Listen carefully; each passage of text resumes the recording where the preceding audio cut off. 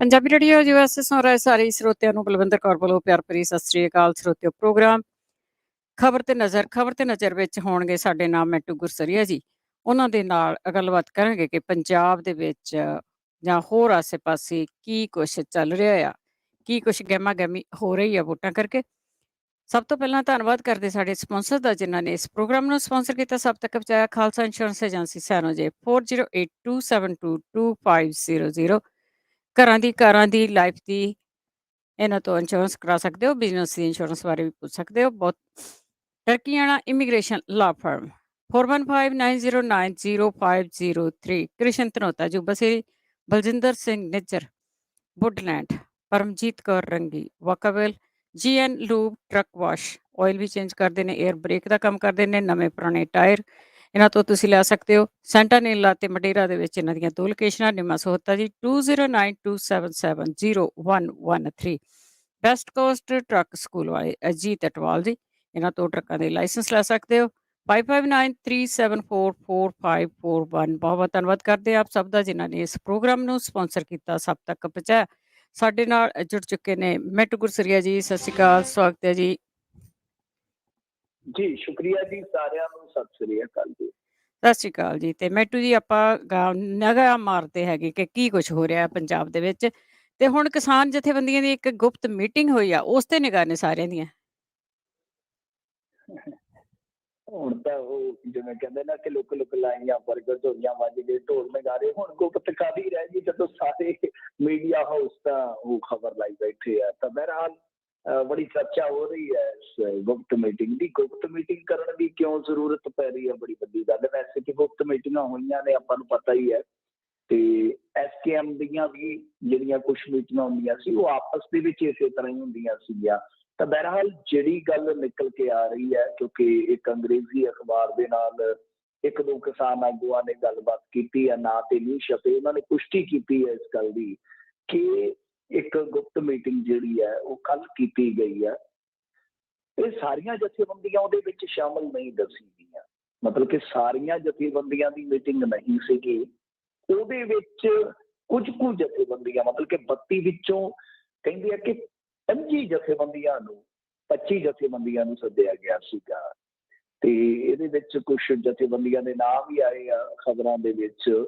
ਫਿਰ ਦੂਜੀ ਗੱਲ, ਇਸ ਮੀਟਿੰਗ ਦੇ ਏਜੰਡੇ ਬਾਰੇ ਜਿੰਨੀ ਕੁ ਪਤਾ ਲੱਗ ਸਕੀ ਆ, ਉਹ ਇਹੋ ਆ ਕਿ ਇੱਕ ਤਾਂ ਤਿਆਰੀਆਂ ਕੀਤੀਆਂ ਜਾ ਰਹੀਆਂ ਨੇ ਕਿ ਅਗਲੇ ਮਹੀਨੇ ਫਿਰ SKM ਦੀ ਮੀਟਿੰਗ ਹੋਏਗੀ। ਜੇ ਸਰਕਾਰ ਕੁਛ ਨਹੀਂ ਕਰਦੀ ਕਿ ਐਕਸ਼ਨ ਪਲਾਨ ਹੋਏਗਾ। ਇਹ ਸਾਰੀਆਂ ਚੀਜ਼ਾਂ। ਔਰ ਸਭ ਤੋਂ ਵੱਡੀ ਗੱਲ ਕਿ ਇਸ ਵੇਲੇ ਜੋ ਪੰਜਾਬ ਦੇ ਵਿੱਚ ਚਰਚਾ ਚੱਲਦੀ ਹੈ ਜਾਂ ਇੱਕ ਸਵਾਲ ਚੱਲਦਾ ਹੈ ਕਿ ਕੀ ਕਿਸਾਨ ਰਾਜਨੀਤੀ 'ਚ ਉਤਰੂਗੇ ਕਿ ਨਹੀਂ।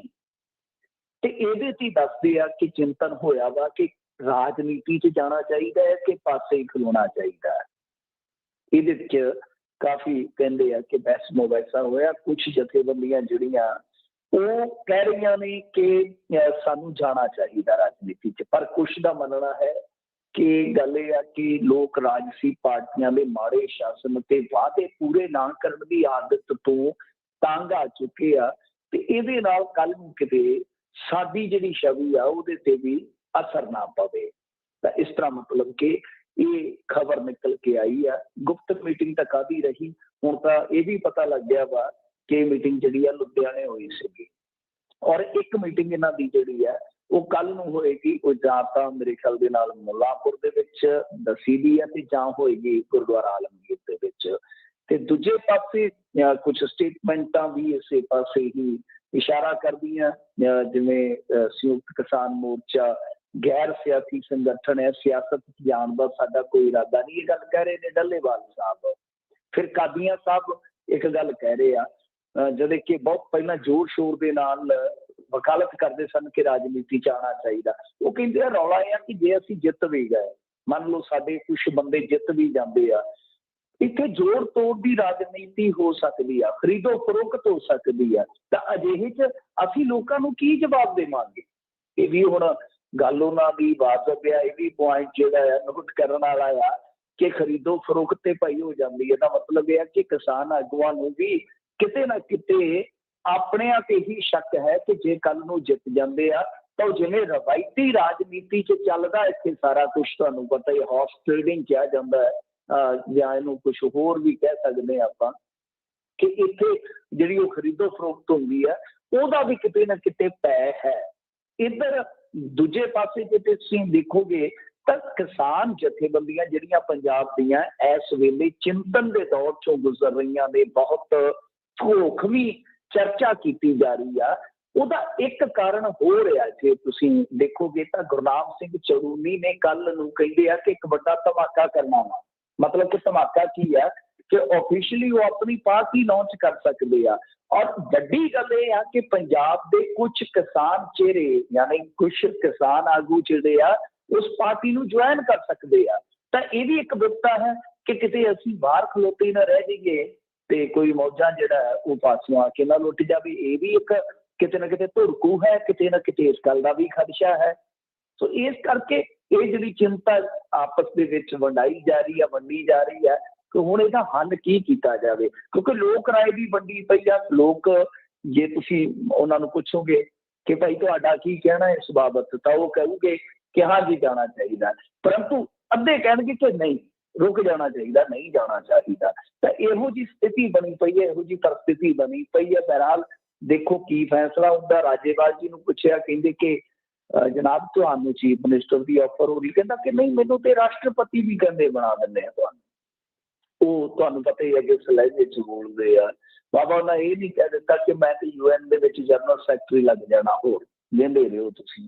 तो खैर ये सारा कुछ है किसानां दे पक्ष तो जे तुसीं देखोगे, पर दूसरे पासे किसान आगू जिहड़े आपस दे विच भी थोड़े कह लो कि डिस्प्यूट दे विच उलझे भी नजर आ रहे सी। बहरहाल वो बयानबाजी ते थोड़ी कहानी बंद हुई है, परंतु ये चर्चा जिहड़ी आ वो हाले चलदी पई आ। कल नूं इधरों भी मीटिंग होण जा रही है, मतलब ये तो ऑफिशियली कह ही दिता इन्होंने कि हाँ भाई साडी मीटिंग होण जा रही, कादिया साहब ने इस गल की पुष्टि की है। तो दूजे पासे कल नूं गुरनाम सिंह चड़ूनी जी है जिहड़े वो भी एक धमाका करन जा रहे हैं। तो देखते हैं कि की निकलदा हुण अंदोलन का की भविख होएगा, क्योंकि अज स्पोक्समैन दे विच उगराहा साहब का बयान लगा सीगा। उन्हां दे मुताबिक तो कानून रद्द हो चुके हैं, फतेह साडी हो चुकी है। मतलब कि ये जिहड़ा अंदोलन दसदे सन किसान आगू कि असीं मुलतवी कीता है, उगराहा साहब की मनीए तो उन्हां दे मुताबिक तो अंदोलन खत्म हो चुका है। तो इस तो बाद हुण अगे की हुंदा की नहीं हुंदा देखण वाली गल होएगी। पर जो भी है अगे सारा कुछ ढकिया सीगा। हुण ते जिवें कहंदे आ ना कि बस जिवें इन्हां दे बयान शुरू हुए, खुली जुबान तो ज़र्फ उनका हो गया ज़ाहिर, हजार भेद छुपा रखे थे खामोशी में।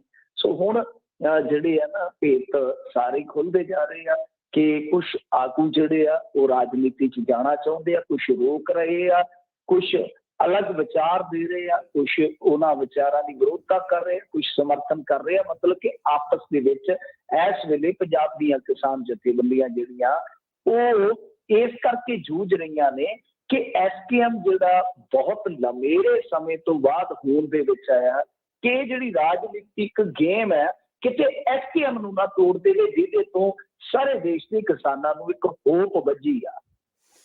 जी, जी, बिल्कुल। ਇੱਥੇ ਭਾਰਤ ਵਿੱਚ ਕੁਛ ਵੀ ਮੁਮਕਿਨ ਹੈਗਾ ਆ। ਖਰੀਦੋ ਫਰੋਖਤ ਜ਼ੋਰਾਂ ਤੇ ਕਰੋੜਾਂ ਦੇ ਵਿੱਚ ਆ ਤੇ ਸਰੋਤੇ ਤੁਸੀਂ ਕਾਲ ਕਰ ਸਕੋਗੇ ਜਦੋਂ ਅਸੀਂ ਖਬਰਾਂ ਕਰ ਹਟਾਂਗੇ ਤਾਂ ਤੁਸੀਂ ਉਸ ਵੇਲੇ ਜੇ ਤੁਹਾਡਾ ਕੋਈ ਸਵਾਲ ਹੋਊਗਾ ਕਾਲ ਕਰ ਸਕੋਗੇ। ਅੱਗੇ ਕੈਪਟਨ ਦੀ ਗੱਲ ਕਰਦੇ ਆ ਕਿ ਦਿੱਲੀ ਵਿੱਚ ਦਿਲਦਾਰਾਂ ਨੂੰ ਮਿਲਿਆ ਜਿਨ੍ਹਾਂ ਦੇ ਇਸ਼ਾਰੇ ਤੇ ਇਹ 4.5 ਸਾਲ ਕੰਮ ਕਰਦਾ ਰਿਹਾ। मेरा देश मेरे दिलदारां दा ते फिर जदों एक देश दे विच रहिंदे आ दिलदारां नूं तां मिलणगे। कहंदे हुंदे पंजाबी च ना कहावत है यार यारां नूं इउं मिलदे जिउं मैं नूं कट्टा मझ मैं कह दिंदे आ यार यारां नूं इउं मिलदे जिउं मैं नूं कट्टा यार यारां नूं इउं मिलदे जिउं घड़ियां नूं वट्टा। ते इत्थे बस इहो जी मिलनी आ। बहरहाल बड़ी गर्मजोशी सीगी अज गजेंद्र सिंह शेखावत नूं मिले ने अमरिंदर सिंह ते उन्हां दे बजुर्गी अवस्था वाले चेहरे ते खुशी का कोई ठिकाना नहीं और इन्ने कॉन्फिडेंट ने कहते कि 101% साडी जित होने जा रही है। बस जिवें भगवंत मान ਇੱਕ ਰਟਾਇਆ ਰਟਾਇਆ ਹਰੇਕ ਰੈਲੀ 'ਚ ਪਿਛਲੇ ਇਲੈਕਸ਼ਨਾਂ ਵੇਲੇ ਡਾਇਲੌਗ ਬੋਲ ਦਿੰਦੇ ਸੀਗੇ ਨਾ ਕਿ ਦੇਖੋ ਜੀ ਜਿੱਤ ਸਾਡੀ ਪੱਕੀ ਆ, ਐਲਾਨ ਹੋਣਾ ਬਾਕੀ ਆ। ਤੇ ਇਹ ਵੀ ਕਹਿ ਰਹੇ ਆ ਕਿ ਸਾਡਾ ਨਾ ਤੇ ਆਪ ਨਾਲ ਮੁਕਾਬਲਾ ਹੈ ਕੋਈ, ਤੇ ਨਾ ਸਾਡਾ ਅਕਾਲੀ ਦਲ ਦੇ ਨਾਲ, ਤੇ ਨਾ ਕਿਸੇ ਦੂਸਰੇ ਤੀਸਰੇ ਨਾਲ, ਕਿੰਨੇ ਮੁਕਾਬਲੇ 'ਚ ਹੈ ਨਹੀਂ। ਦੱਸੋ, ਕੋਈ ਮੁਕਾਬਲਾ ਹੀ ਹੈ ਨਹੀਂ ਸਾਡਾ। ਮਤਲਬ ਕਿ ਅਸੀਂ ਤੇ ਗੱਡੀ ਜਿਹੜੀ ਆ ਉਹ ਕੱਢ ਕੇ ਲੈ ਜਾਣੀ ਆ, ਕੋਈ ਡਿੱਕਾ ਨਹੀਂ, ਕੋਈ ਦਿੱਕਤ, ਕੋਈ ਪਰੇਸ਼ਾਨੀ ਨਹੀਂ ਹੈ। ਤਾਂ ਜੇ ਆਪਾਂ ਦੂਸਰੇ ਪਾਸੇ ਦੇਖੀਏ ਤਾਂ ਢੀਂਡਸਾ ਸਾਹਿਬ ਵੀ ਜਿਹੜੇ ਆ ਉਹ ਵੀ ਅੱਜ ਮਿਲੇ ਆ ਭਾਜਪਾ ਦੇ ਲੀਡਰਾਂ ਨੂੰ। ਤਾਂ ਗੱਲਬਾਤ ਦੇ ਵਿੱਚੋਂ ਇਹੀ ਸੰਕੇਤ ਮਿਲਿਆ ਵਾ ਜੋ ਇਹਨਾਂ ਨੇ ਦੱਸਿਆ ਹੁਣ ਉੱਡਮਾ ਜਿਹਾ। ਇਹ ਕਹਿੰਦੇ ਆ ਕਿ ਸਾਰੀ ਸਾਡੀ ਡਿਸਕਸ਼ਨ ਹੋ ਗਈ ਆ, ਅਲਾਇੰਸ ਸਾਡਾ ਪੱਕਾ ਹੋ ਗਿਆ ਵਾ, ਸੀਟਾਂ ਤੇ ਵੇਖਣਾ ਹੈ ਅਸੀਂ ਕਿ ਕਿੱਥੋਂ ਕਿਹੜਾ ਜਿੱਤ ਸਕਦਾ ਹੈ, ਉੱਥੋਂ ਉਹੀ ਕੈਂਡੀਡੇਟ ਉਤਾਰਿਆ ਜਾਏਗਾ। ਜਿਹੜਾ ਵੀ ਕਿਸੇ ਪਾਰਟੀ ਦਾ ਕੈਂਡੀਡੇਟ ਹੋਏਗਾ ਦੂਸਰੇ ਉਹਨੂੰ ਸਪੋਰਟ ਕਰੂਗੇ। ਮਤਲਬ ਹੁਣ ਨਿਸ਼ਾਨਦੇਹੀ ਹੋਏਗੀ ਕਿ ਸੀਟਾਂ ਦਾ ਜਿਵੇਂ ਬੜਾ ਸਧਾਰਨ ਜਿਹਾ ਫਾਰਮੂਲਾ ਮੈਂ ਤੁਹਾਨੂੰ ਇੱਕ ਕਹਿ ਲਓ ਕਿ ਦੋ ਹਰਫੀ ਗੱਲ 'ਚ ਦੱਸ ਦਿੰਦਾ ਕਿ ਫਾਰਮੂਲਾ ਕੀ ਹੋਣਾ। ਫਾਰਮੂਲਾ ਹੋਏਗਾ ਕਾਗਜ਼ ਦਾ ਟੁਕੜਾ ਰੱਖ ਲਿਆ ਜਾਏਗਾ, ਇਲਾਕੇ ਵੰਡ ਲਏ ਜਾਣਗੇ। ਇਹ ਇਸੇ ਤਰ੍ਹਾਂ ਹੀ ਕਰਦੇ ਆ ਕਿ ਜਿਹੜੇ ਤੇ ਹੈਗੇ ਆ ਹਿੰਦੂ ਵੋਟ ਵਾਲੇ, ਖਾਸ ਤੌਰ ਤੇ ਸ਼ਹਿਰੀ ਹਲਕੇ, ਉਹਨਾਂ ਦੇ ਵਿੱਚ ਭਾਜਪਾ ਜਾਏਗੀ। ਰੂਰਲ ਏਰੀਏ ਦੇ ਵਿੱਚ ਅਮਰਿੰਦਰ ਸਿੰਘ ਅਤੇ ਢੀਂਡਸਾ ਸਾਂਝੇ ਤੌਰ ਤੇ ਜਾਣਗੇ। ਬਸ ਆਹੀ ਪਲਾਨ ਹੈਗਾ। ਜੇ ਤੁਸੀਂ ਦੇਖੋ ਅੱਜ ਇੱਕ ਹੋਰ ਵੀ ਗੱਲ ਵਾਪਰੀ ਆ ਕਿ ਜਿਹੜੇ ਬੀਬੀ ਰਜਿੰਦਰ ਕੌਰ ਦੇ ਭੱਠਲ ਦੇ ਸਲਾਹਕਾਰ ਆ, ਉਹ ਵੀ ਅਮਰਿੰਦਰ ਸਿੰਘ ਦੇ ਪਾਲੇ 'ਚ ਚਲੇ ਗਏ ਆ। ਮੈਂ ਕਿਹਾ ਸ਼ਾਇਦ ਸਲਾਹ ਦੇਣ ਚਲੇ ਗਏ ਹੋਣਗੇ ਕਿ ਕੋਈ ਗੱਲ ਨਹੀਂ, ਥੋੜਾ ਜਿਹਾ ਹੌਸਲਾ ਰੱਖੋ, ਸ਼ਾਇਦ ਹੋਰ ਵੀ ਆ ਜਾਣਗੇ। ਸਲਾਹਕਾਰ ਫਿਰ ਇਹੀ ਸਲਾਹ ਦਿੰਦੇ ਦਾ। ਤੇ ਇਸ ਤੋਂ ਇਲਾਵਾ ਕਾਂਗਰਸ ਦੇ ਵਿੱਚ ਜੇ ਤੁਸੀਂ ਦੇਖੋਗੇ ਮਨਪ੍ਰੀਤ ਬਾਦਲ ਦੇ ਕਜ਼ਨ ਆ ਜਿਹੜੇ ਹਨੀ ਫੱਤਣਵਾਲੀਆ, ਉਹ ਕਹਿੰਦਾ ਜੇ ਮੈਨੂੰ ਮੁਕਤਸਰ ਤੋਂ ਸੀਟ ਨਾ ਮਿਲੀ, ਟਿਕਟ ਨਾ ਦਿੱਤੇ, ਤੇ ਮੈਂ ਟਿਕਟ ਕਟਾ ਕੇ ਕਿਸੇ ਹੋਰ ਪਾਸੇ ਬਹਿ ਜਾਣਾ, ਮਤਲਬ ਕਿ ਮੈਂ ਪਾਰਟੀ ਛੱਡ ਦੇਣੀ ਆ। ਸੋ ਇਹ ਵੀ ਸਾਰਾ ਕੁਛ ਘਮਸਾਨ ਦੇ ਰੂਪ ਦੇ ਵਿੱਚ ਸਾਡੇ ਸਾਹਮਣੇ। ਮਤਲਬ ਇਹ ਆ ਕਿ ਇਹਨਾਂ ਨੇ ਸਾਰਾ ਕੁਛ ਮਿਥ ਲਿਆ ਵਾ। ਹੁਣ ਸਿਰਫ ਤੇ ਸਿਰਫ ਹਲਕਿਆਂ ਦੀ ਵੰਡ ਹੋਏਗੀ, ਟਿਕਟਾਂ ਦੀ ਵੰਡ ਹੋਏਗੀ, ਉਸ ਤੋਂ ਬਾਅਦ ਸਾਰਾ ਕੁਛ ਹੈ ਜਿਹੜਾ ਉਹ ਆਪਣੇ ਸਾਹਮਣੇ ਆ ਜਾਏਗਾ। ਤਾਂ ਬਹਰਹਾਲ ਅਮਰਿੰਦਰ ਸਿੰਘ ਨੇ ਆਸ ਪ੍ਰਗਟਾਈ ਆ कि भाई असी 100% जीत रहे हैं। चलो दिल को बहलाने का गालिब ख्याल अच्छा है, पर ऐतकी अंगूर खट्टे आ। 50 सालों के विच अमरिंदर सिंह लोकां दे दिलां चों लै के हुण जिथे डिग्गा है ना, सरदूल सिकंदर का गाना ही चेते कर लो, जे उंज गिरदी तां चुक लैंदे, नज़रां तो गिर गई की करिए। जी जी बिल्कुल, बड़ा घमसान आ, बड़ा कुछ हजे होऊगा जद तक वोटां पैणियां आ। ਤੇ ਕਾਂਗਰਸ ਨੇ ਆਪਣਾ ਚੁਣਾਵੀ ਫਾਰਮੂਲਾ ਲਗਭਗ ਤੈਅ ਹੀ ਕਰ ਲਿਆ। हाँ जी, कांग्रेस का तकरीबन साफ होंदा नजर आ रहा है। देखो कांग्रेस का की सिंपल फंडा है, वैसे तो घमसान इन्हां च मचना है तो गल साफ आ कि जिवें ही चोण जाब्ता लगेगा टिकटां भी बंद होएगी। इधरों जिहड़े बंदे दागी कह लो जां असफल रहे ने, जिहड़े ये चाहते कि टिकट दोबारा मिले पर कांग्रेस टिकट नहीं देगी, तो वह पलटी मारूगे बगावत करन या किसी होर पार्टी का रुख करन, इन्ना कुछ आपां नूं मिलेगा ही देखण नूं। ये रोसे गिले शिकवे ते हरेक पार्टी च आपां वेखने ही आ ते सत्ताधारियां नूं कुछ ज्यादा और खास तौर पर कांग्रेस नूं ते होर भी वधेरे फेस करने पैंदे आ। तां बहरहाल कांग्रेस का जिहड़ा दूसरा फार्मूला मैं जिहड़ी गल कर रहा कि टिकटां दे मामले दे विच साफ आ कि हाई कमान ने मतलब कि इन्होंने ना भेजने, अर्जियां इन्होंने मंग लिया ने, 20 तरीक तक इन्हों के बंदे अर्जियां दऊगे, उस तो बाद स्क्रीनिंग होनी है, उस तो बाद शॉर्ट लिस्ट करके ये हाई कमान नूं कर देंगे, हाई कमान ने या टिकटां की वंड कर देनी। वैसे जे तुसीं देखोगे इंटरस्टिंग गल है कि जिहड़ी चोण कमेटी आ उहदे विच 17-18 ते MLA है मेरे ख्याल दे नाल, या कुछ MPs ने जिहड़े खुद टिकट के दावेदार ने। अज की तरीक दे विच कमाल की गल है, तो वो किसी नूं अपने शरीक नूं की मौका देऊगे। तो कहने का मतलब है कि टिकटां की वंड वाला फार्मूला तय है कि इत्थों शॉर्ट लिस्ट करो, सिफारिशां भेजो और उत्थों टिकट हासिल करो और उस तो बाद इलैक्शन च उतर जाओ। जिहड़ी दूसरी गल है फेस नूं लैके वो थोड़ी थोड़ी क्लीयर हो रही है। इदा लगता है कि जिद्दां सुनील जाखड़ ने जिहड़ी मीटिंग की है उसदे विच भी एक गल निकल के आई है, दसदे कि नवजोत सिंह सिद्धू ने एतराफ जताया कि चरणजीत सिंह चन्नी अपने पोस्टर ला लेंदा, जिवें अजकल तुसीं देखिया होना मुंडे सोशल मीडिया ते भी बोलदे आ ਕਿ ਘਰ ਘਰ ਚੱਲੀ ਗੱਲ, ਚੰਨੀ ਕਰਦਾ ਮਸਲੇ ਹੱਲ। ਤੇ ਜਾਂ ਉਹ ਲਿਖ ਦਿੰਦੇ ਆ ਜਦੋਂ ਬੇਰੁਜ਼ਗਾਰਾਂ ਨੂੰ ਧੋਇਆ ਜਾਂਦਾ, ਘਰ ਘਰ ਚੱਲੀ ਗੱਲ ਤੇ ਚੰਨੀ ਸਾਡਾ ਲਾਉਂਦਾ ਬੇਰੁਜ਼ਗਾਰਾਂ ਦੀ ਖੱਲ। ਸੋ ਇਸ ਤਰ੍ਹਾਂ ਦੇ ਵੀ ਜੁਮਲੇ ਚੱਲਦੇ ਨੇ। ਤਾਂ ਕਹਿਣ ਦਾ ਭਾਵ ਇਹੋ ਆ ਕਿ ਚਰਨਜੀਤ ਸਿੰਘ ਚੰਨੀ ਤੇ ਰੋਸ ਜ਼ਾਹਰ ਕੀਤਾ ਜਾਂ ਇਤਰਾਜ਼ ਜ਼ਾਹਰ ਕੀਤਾ ਨਵਜੋਤ ਸਿੰਘ ਸਿੱਧੂ ਨੇ ਕਿ ਇਹ ਸੈਲਫ ਪ੍ਰਮੋਸ਼ਨ ਕਰ ਰਹੇ, ਮਤਲਬ ਕਿ ਖੁਦ ਨੂੰ ਪ੍ਰੋਜੈਕਟ ਕਰ ਰਹੇ ਆ। ਇਹ ਪ੍ਰੋਜੈਕਸ਼ਨ ਨਹੀਂ ਹੋਣੀ ਚਾਹੀਦੀ, ਜਦਕਿ ਸਰਕਾਰ ਦਾ ਨਾਮ ਜਾਣਾ ਚਾਹੀਦਾ, ਪੰਜਾਬ ਸਰਕਾਰ ਦਾ ਨਾਮ ਜਾਣਾ ਚਾਹੀਦਾ। ਔਰ ਜੇ ਵਾਲੀ ਗੱਲ ਹੈ ਤਾਂ ਇਸ਼ਤਿਹਾਰਾਂ ਦੇ ਵਿੱਚ 3 ਸਾਂਝੇ ਚਿਹਰੇ ਜਿਹੜੇ ਆ, ਮਤਲਬ ਕਿ ਸੁਨੀਲ ਜਾਖੜ, ਚਰਨਜੀਤ ਸਿੰਘ ਚੰਨੀ ਅਤੇ ਨਵਜੋਤ ਸਿੰਘ ਸਿੱਧੂ, ਇਹਨਾਂ ਦਾ ਜਾਣਾ ਚਾਹੀਦਾ ਬਈ ਨਾ। ਤਾਂ ਹੁਣ ਇਹ ਸਾਫ਼ ਹੁੰਦਾ ਨਜ਼ਰ ਆ ਰਿਹਾ ਵਾ ਕਿ ਕਿਤੇ ਨਾ ਕਿਤੇ ਇਹ 3 ਫੇਸ ਜਿਹੜੇ ਆ ਨਾ ਸਾਂਝੇ ਤੌਰ ਤੇ ਅੱਗੇ ਲਾਏ ਜਾਣਗੇ। ਮੇਨ ਜਿਹੜਾ ਸੀਐਮ ਦਾ ਫੇਸ ਹੈ ਸ਼ਾਇਦ ਕਾਂਗਰਸ ਦੇਣ ਤੋਂ ਗੁਰੇਜ਼ ਕਰੇਗੀ। ਦੇਖੋ ਇਹ ਸੰਭਾਵਨਾਵਾਂ ਹੁੰਦੀਆਂ ਨੇ, ਅਟਕਲ ਪੱਚੂ ਹੁੰਦੇ ਨੇ, ਕਿਆਸ ਰਾਈਆਂ ਹੁੰਦੀਆਂ ਨੇ ਜਦੋਂ ਇਲੈਕਸ਼ਨ ਚੱਲਦਾ। ਬਹੁਤ ਸਾਰੀਆਂ ਗੱਲਾਂ ਗਲਤ ਵੀ ਨਿਕਲਣਗੀਆਂ, ਬਹੁਤ ਸਾਰੀਆਂ ਗੱਲਾਂ ਜਿਹੜੀਆਂ ਸਟੀਕ ਵੀ ਜਾਪਣਗੀਆਂ ਔਰ ਸਟੀਕ ਹੋਣਗੀਆਂ ਵੀ ਰਾਹ ਜਾ ਕੇ, ਸੱਚ ਵੀ ਸਾਬਤ ਹੋ ਜਾਣਗੀਆਂ। ਤਾਂ ਕਹਿਣ ਦਾ ਭਾਵ ਇਹੋ ਆ ਕਿ ਮੁੱਖ ਤੌਰ ਤੇ ਜੇ ਤੁਸੀਂ ਦੇਖੋਗੇ ਤਾਂ ਕਾਂਗਰਸ ਦਾ ਫਾਰਮੂਲਾ ਇਹੋ ਨਜ਼ਰ ਆਉਂਦਾ ਹੈ ਕਿ 3 ਚਿਹਰਿਆਂ ਤੋਂ ਭਾਵ ਕੀ ਹੈ ਕਿ ਸੁਨੀਲ ਜਾਖੜ ਹਿੰਦੂ ਭਾਈਚਾਰੇ ਚੋਂ ਆ ਗਏ ਔਰ ਨਵਜੋਤ ਸਿੰਘ ਸਿੱਧੂ ਜੱਟਾਂ ਚੋਂ ਆ ਗਏ ਤੇ ਜਿਹੜੇ ਚਰਨਜੀਤ ਸਿੰਘ ਜੀ ਹੈ ਉਹ ਆ ਗਏ ਐਸਸੀ ਭਾਈਚਾਰੇ ਦੇ ਵਿੱਚੋਂ। ਮਤਲਬ ਕਿ ਇਸ ਤਰ੍ਹਾਂ ਦਾ ਇੱਕ ਕੰਬੀਨੇਸ਼ਨ ਬਣਾ ਕੇ ਰਾਜਨੀਤੀ ਦੇ ਵਿੱਚ ਕਾਂਗਰਸ ਜਿਹੜੀ ਹੈ ਉਹ ਵਧਣਾ ਚਾਹੁੰਦੀ ਹੈ, ਤਾਂ ਕਿ ਇੱਕ ਤਾਂ ਆਪਸ ਦੇ ਵਿੱਚ ਖੈਨ ਨਾ, ਔਰ ਦੂਸਰਾ ਹੈ ਕਿ ਵੱਧ ਤੋਂ ਵੱਧ ਜ਼ੋਰ ਲਾਉਣ ਕਿ ਜੇ ਭਾਈ ਜਿੱਤ ਗਏ ਤਾਂ ਮੇਰਾ ਵੀ ਚਾਂਸ ਬਰਕਰਾਰ ਆ ਤੇ ਮੇਰਾ ਵੀ ਚਾਂਸ ਬਰਕਰਾਰ ਆ ਤੇ ਮੇਰਾ ਵੀ ਚਾਂਸ ਬਰਕਰਾਰ ਆ। ਜੀ, ਪਰ ਇੱਕ ਗੱਲ ਜ਼ਰੂਰ ਆ ਕਿ ਜਿਹੜੀ ਜਾਤ ਪਾਤ ਨੂੰ ਉਭਾਰਨਾ ਆ, ਇਹ ਜਿਹੜੀ ਲੀਡਰਸ਼ਿਪ ਆ ਜਾਂ ਇਹਨੂੰ ਕਹਿ ਲਓ ਸਰਕਾਰਾਂ ਆ ਉਹੀ ਕਰਦੀਆਂ, ਪਰ ਲੋਕ ਫਿਰ ਨਹੀਂ ਬੋਲਦੇ ਕਿ ਤੁਸੀਂ ਜਾਤ ਪਾਤ ਦੇ ਨਾਂ ਤੇ ਕਿਉਂ ਕਰ ਰਹੇ ਆ। ਬਾਹਰਲੇ ਦੇਸ਼ਾਂ ਦੇ ਵਿੱਚ ਆਣ ਕੇ ਜ਼ਰੂਰ ਬੋਲਦੇ। ਇਸ ਵੇਲੇ ਸਾਰਿਆਂ ਨੂੰ ਰਿਕੁਐਸਟ ਆ ਕਿ ਤੁਸੀਂ ਜ਼ਰੂਰ ਪੰਜਾਬ ਜਾਂ ਭਾਰਤ ਵਿੱਚ ਜਾਓ ਤੇ ਇਹਨਾਂ ਚੀਜ਼ਾਂ ਨੂੰ ਠੱਲ ਪਾਓ। ਤੇ ਅੱਗੇ ਗੱਲ ਕਰਦੇ ਆ ਸੁਪਰੀਮ ਕੋਰਟ ਦੀ। ਉਸਨੇ ਕਿਹਾ ਵੀ ਕੋਰਟ 'ਚ ਸਿਆਸੀ ਲੜਾਈਆਂ ਨਾ ਲੜੋ, ਬੱਸਾਂ ਜ਼ਬਤ ਮਾਮਲੇ ਵਿੱਚ ਪੰਜਾਬ ਸਰਕਾਰ ਨੂੰ ਉਹਨਾਂ ਨੇ ਇੱਕ ਝਟਕਾ ਦਿੱਤਾ ਆ।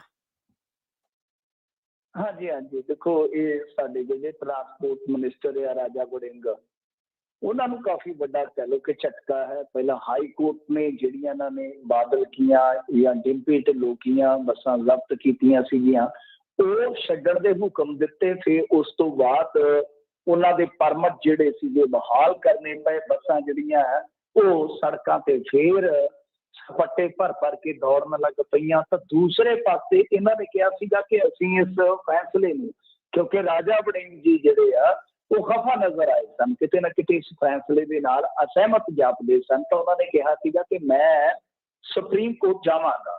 ਤਾਂ ਉਹਨਾਂ ਨੇ ਸੁਪਰੀਮ ਕੋਰਟ ਦਾ ਰੁਖ ਕੀਤਾ ਤੇ ਸੁਪਰੀਮ ਕੋਰਟ ਨੇ ਪਹਿਲੇ ਝਟਕੇ 'ਚ ਹੀ ਇਹਨਾਂ ਦਾ ਜਿਹੜਾ ਕੇਸ ਸੀ ਉਹ ਚਲਾ ਕੇ ਮਾਰਿਆ, ਵਹਾ ਕੇ ਮਾਰਿਆ। ਉਹਨਾਂ ਨੇ ਆਖਿਆ ਕਿ ਜੇ ਤੁਸੀਂ ਟੈਕਸ ਹੀ ਭਰਾਉਣਾ ਸੀ ਤੇ ਫਿਰ ਬੱਸਾਂ ਜ਼ਬਤ ਕਰਨ ਦੀ ਕੀ ਜ਼ਰੂਰਤ ਸੀਗੀ। ਤੇ ਰੱਬ ਦਾ ਵਾਸਤਾ ਆ, ਇਹ ਜਿਹੜੀਆਂ ਤੁਹਾਡੀਆਂ ਰਾਜਨੀਤਿਕ ਲੜਾਈਆਂ ਛੜਾਈਆਂ ਹੈਗੀਆਂ ਨਾ, ਇਹ ਤੁਸੀਂ ਜਾ ਕੇ ਉੱਥੇ ਲੜੋ, ਕੋਰਟ ਨੂੰ ਅਖਾੜਾ ਨਾ ਬਣਾਓ। ਇਹ ਬਹੁਤ ਵੱਡੀ ਟਿੱਪਣੀ ਆ। ਇਹ ਇੱਕ ਤਰ੍ਹਾਂ ਨਾਲ ਕਹਿ ਲਓ ਕਿ ਧੱਜੀਆਂ ਉਡਾ ਦਿੰਦੀ ਹੈ ਜੋ ਵੀ ਦਾਅਵੇ ਕੀਤੇ ਜਾ ਰਹੇ ਆ ਸਰਕਾਰ ਪੱਖੋਂ। ਦੇਖੋ ਇੱਕ ਗੱਲ ਤੇ ਸਾਫ਼ ਹੈਗੀ ਆ ਕਿ ਰਾਜਾ ਵੜਿੰਗ ਨੇ ਕੰਮ ਅੱਛਾ ਕੀਤਾ ਔਰ ਉਹਦਾ ਨਤੀਜਾ ਅੰਕੜਿਆਂ ਚੋਂ ਮਿਲਦਾ ਹੁੰਦਾ ਹੈ ਕਿ ਕੌਣ ਅੱਛਾ ਕਰ ਰਿਹਾ, ਕੌਣ ਬੁਰਾ ਕਰ ਰਿਹਾ।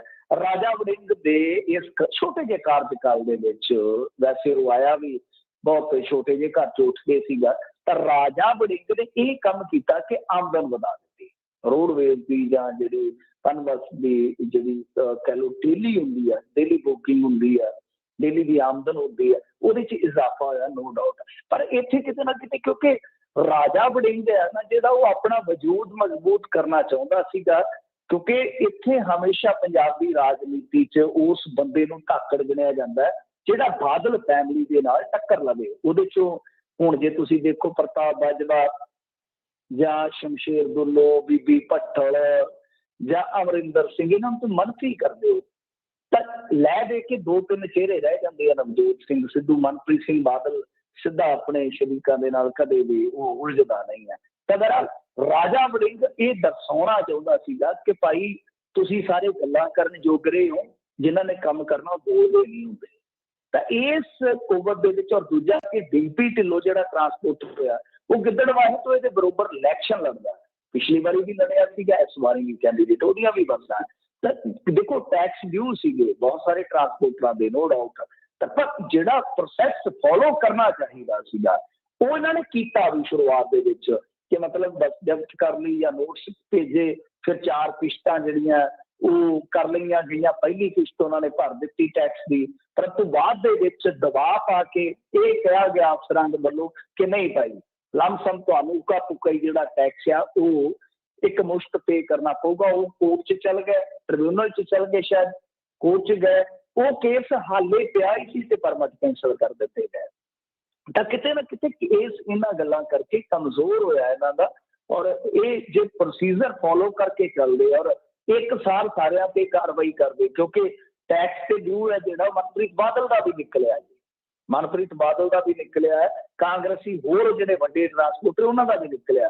ਅਖਬਾਰ ਦੇ ਵਿੱਚ ਇਸ਼ਤਿਹਾਰ ਜਾਰੀ ਕਰਦੇ ਕਿ ਲਓ ਭਾਈ ਇਹਨਾਂ ਦਾ ਟੈਕਸ ਡਿਊ ਹੈ, ਇੰਨੀ ਤਰੀਕ ਤੱਕ ਸਾਰੇ ਟੈਕਸ ਭਰ ਦਿਓ, ਜੇ ਕੋਈ ਨਾ ਭਰੂਗਾ ਤੇ ਅਸੀਂ ਉਹਨੂੰ ਕਹਿ ਲਓ ਕਿ ਸੜਕ ਦੀ ਆਪਦੀ ਕਹਿ ਲਓ ਆਵਾਜਾਈ ਨਹੀਂ ਜੇ ਦੇਣੀ, ਉਹਦੇ ਪਰਮਿਟ ਕੈਂਸਲ ਕਰ ਦਿਆਂਗੇ। ਤਾਂ ਉਹਦੇ 'ਚ ਜੇ ਕੋਈ ਨਾ ਦਿੰਦਾ ਤੇ ਫਿਰ ਆਪੇ ਜੋ ਮਰਜ਼ੀ ਕਰ ਲੈਂਦੇ। ਨਾਲੇ ਲੋਕਾਂ ਨੂੰ ਪਤਾ ਲੱਗਦਾ ਕਿ ਕਿਹੜੇ ਕਿਹੜੇ ਮਹਾਰਥੀ ਆ ਜਿਹੜੇ ਕਰੋੜਾਪਤੀ ਕਹਿੰਦੇ ਆ ਆਪਣੇ ਆਪ ਨੂੰ, ਵੋਟਾਂ ਦੇ ਵਿੱਚ ਅਰਬਾਪਤੀ ਆ ਜਿਹੜੇ, ਤੇ ਟੈਕਸ ਦੇਣ ਦੇ ਮਾਮਲੇ ਦੇ ਵਿੱਚ ਉਹ ਡਿਫਾਲਟਰ ਆ। ਤੇਰਾ ਯਾਰ ਡਿਫਾਲਟਰ ਤਾਂ ਹੋਇਆ, ਕੁਛ ਬੰਦੇ ਡਿਫਾਲਟਰ ਟੱਕਰ ਗਏ, ਇੱਥੇ ਤੇ ਕੋਈ ਚੱਜ ਦਾ ਬੰਦਾ ਲੱਗਦਾ ਹੀ ਨਹੀਂ ਹੈ।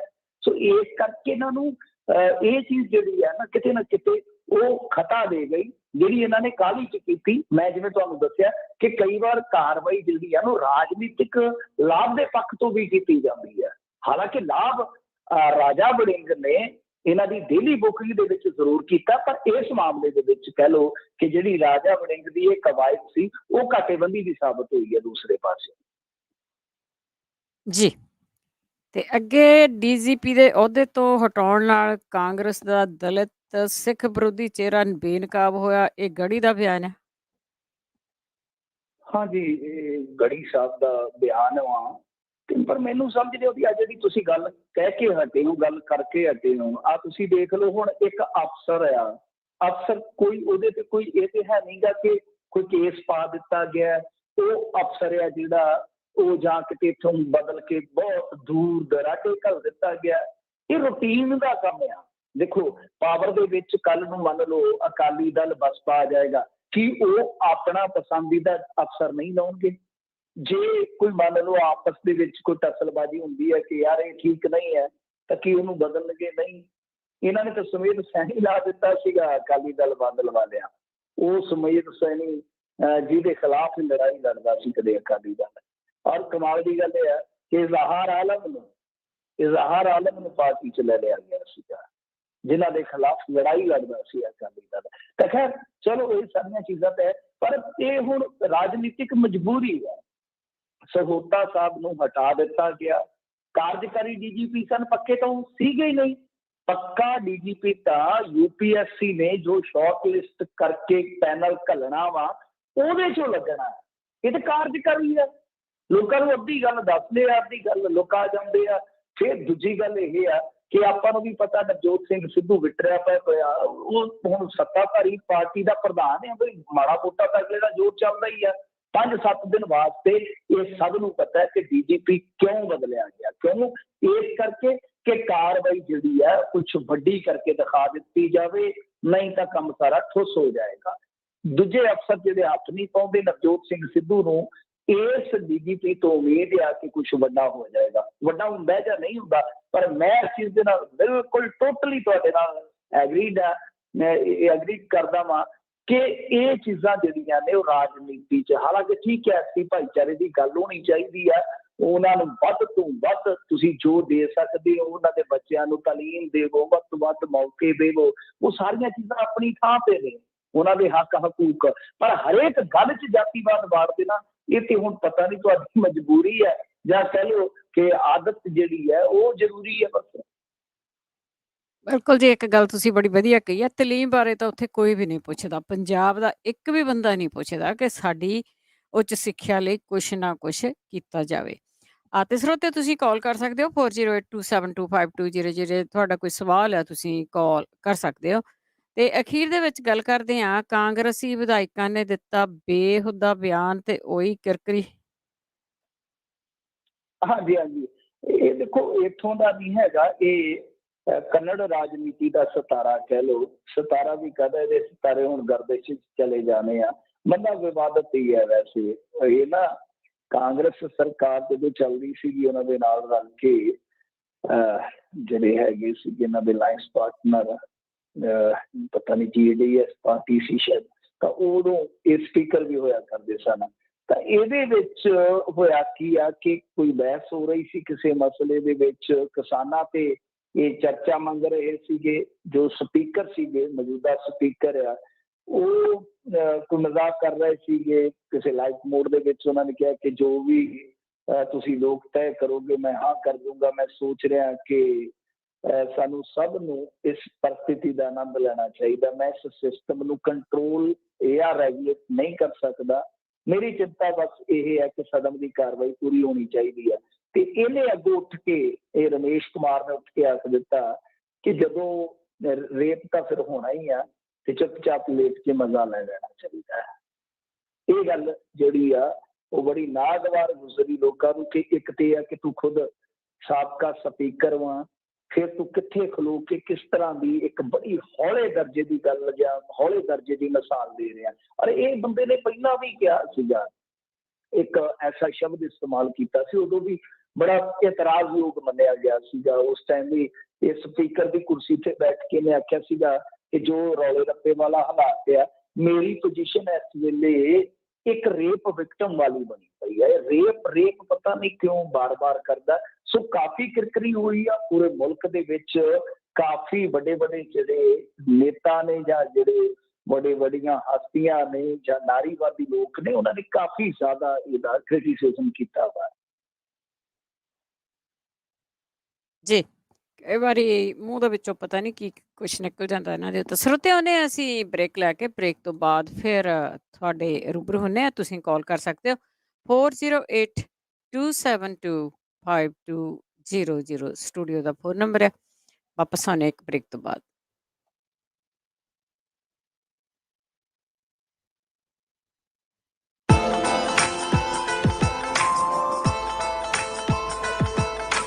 ਸਤਿ ਸ਼੍ਰੀ ਅਕਾਲ ਦੋਸਤੋ, ਮੈਂ ਹਾਂ ਜੋਨੀਤਾ ਡੋਡਾ ਤੇ ਤੁਸੀਂ ਸੁਣਦੇ ਰਹੋ ਪੰਜਾਬੀ ਰੇਡੀਓ USA। ਈਅਰ 2022 ਦੇ ਲਈ ਕਵਰਡ ਕੈਲੀਫੋਰਨੀਆ ਹੈਲਥ ਇੰਸ਼ੋਰੈਂਸ ਦੀਆਂ ਨਵੀਆਂ ਐਪਲੀਕੇਸ਼ਨਸ ਅਤੇ ਰੀਨਿਊਅਲਸ ਦਾ ਸਮਾਂ ਸ਼ੁਰੂ ਹੋ ਚੁੱਕਾ ਹੈ। ਫੈਮਿਲੀ ਜਾਂ ਇਨਕਮ ਦੇ ਵਿੱਚ ਕਿਸੇ ਵੀ ਤਰੀਕੇ ਚੇਂਜਸ ਨੂੰ ਦੱਸਣਾ ਜ਼ਰੂਰੀ ਹੈ। ਇਸ ਮਹਾਮਾਰੀ ਦੇ ਦੌਰਾਨ ਆਪਣੀ ਸਿਹਤ ਦਾ ਧਿਆਨ ਜ਼ਰੂਰ ਰੱਖੋ ਅਤੇ ਕਵਰਡ ਕੈਲੀਫੋਰਨੀਆ ਹੈਲਥ ਇੰਸ਼ੋਰੈਂਸ ਜ਼ਰੂਰ ਲਓ। ਕਵਰਡ ਕੈਲੀਫੋਰਨੀਆ ਹੈਲਥ ਇੰਸ਼ੋਰੈਂਸ ਨਾ ਲੈਣ ਦੇ ਉੱਤੇ ਸਟੇਟ ਆਫ ਕੈਲੀਫੋਰਨੀਆ ਦੇ ਦੁਆਰਾ ਭਾਰੀ ਜੁਰਮਾਨਾ ਕੀਤਾ ਜਾਵੇਗਾ। ਅੱਜ ਹੀ ਆਪਣੀ ਕਵਰਡ ਕੈਲੀਫੋਰਨੀਆ ਹੈਲਥ ਇੰਸ਼ੋਰੈਂਸ ਲੈਣ ਦੇ ਲਈ ਕਾਲ ਕਰੋ Khalsa insurance agency. Covered California ਦੇ ਸ਼ੁਰੂਆਤ ਤੋਂ ਲੈ ਕੇ ਹੁਣ ਤੱਕ ਹਜ਼ਾਰਾਂ ਹੀ ਕਸਟਮਰਸ ਦੀ ਮਦਦ ਕਰ ਚੁੱਕੇ ਹਨ। ਪੂਰੇ ਕੈਲੀਫੋਰਨੀਆ ਦੇ ਵਿੱਚ ਕਵਰਡ ਕੈਲੀਫੋਰਨੀਆ ਦੀਆਂ ਸੇਵਾਵਾਂ ਦਿੰਦੇ ਹਨ। ਕਾਲ ਖਾਲਸਾ ਇੰਸ਼ੋਰੈਂਸ ਏਜੰਸੀ 4082722500 4082722500। ਪੂਰਾ ਸਾਲ ਉਪਲਬਧ ਰਹਿੰਦੇ ਹਨ। ਕਿਸੇ ਵੀ ਤਰੀਕੇ ਦੇ ਚੇਂਜਸ ਦੇ ਲਈ ਤੁਹਾਡੀ ਮਦਦ ਕਰਨਗੇ। ਕਾਲ Khalsa insurance agency 4082722500 4082722500। California Department of Insurance, license number 0F89805।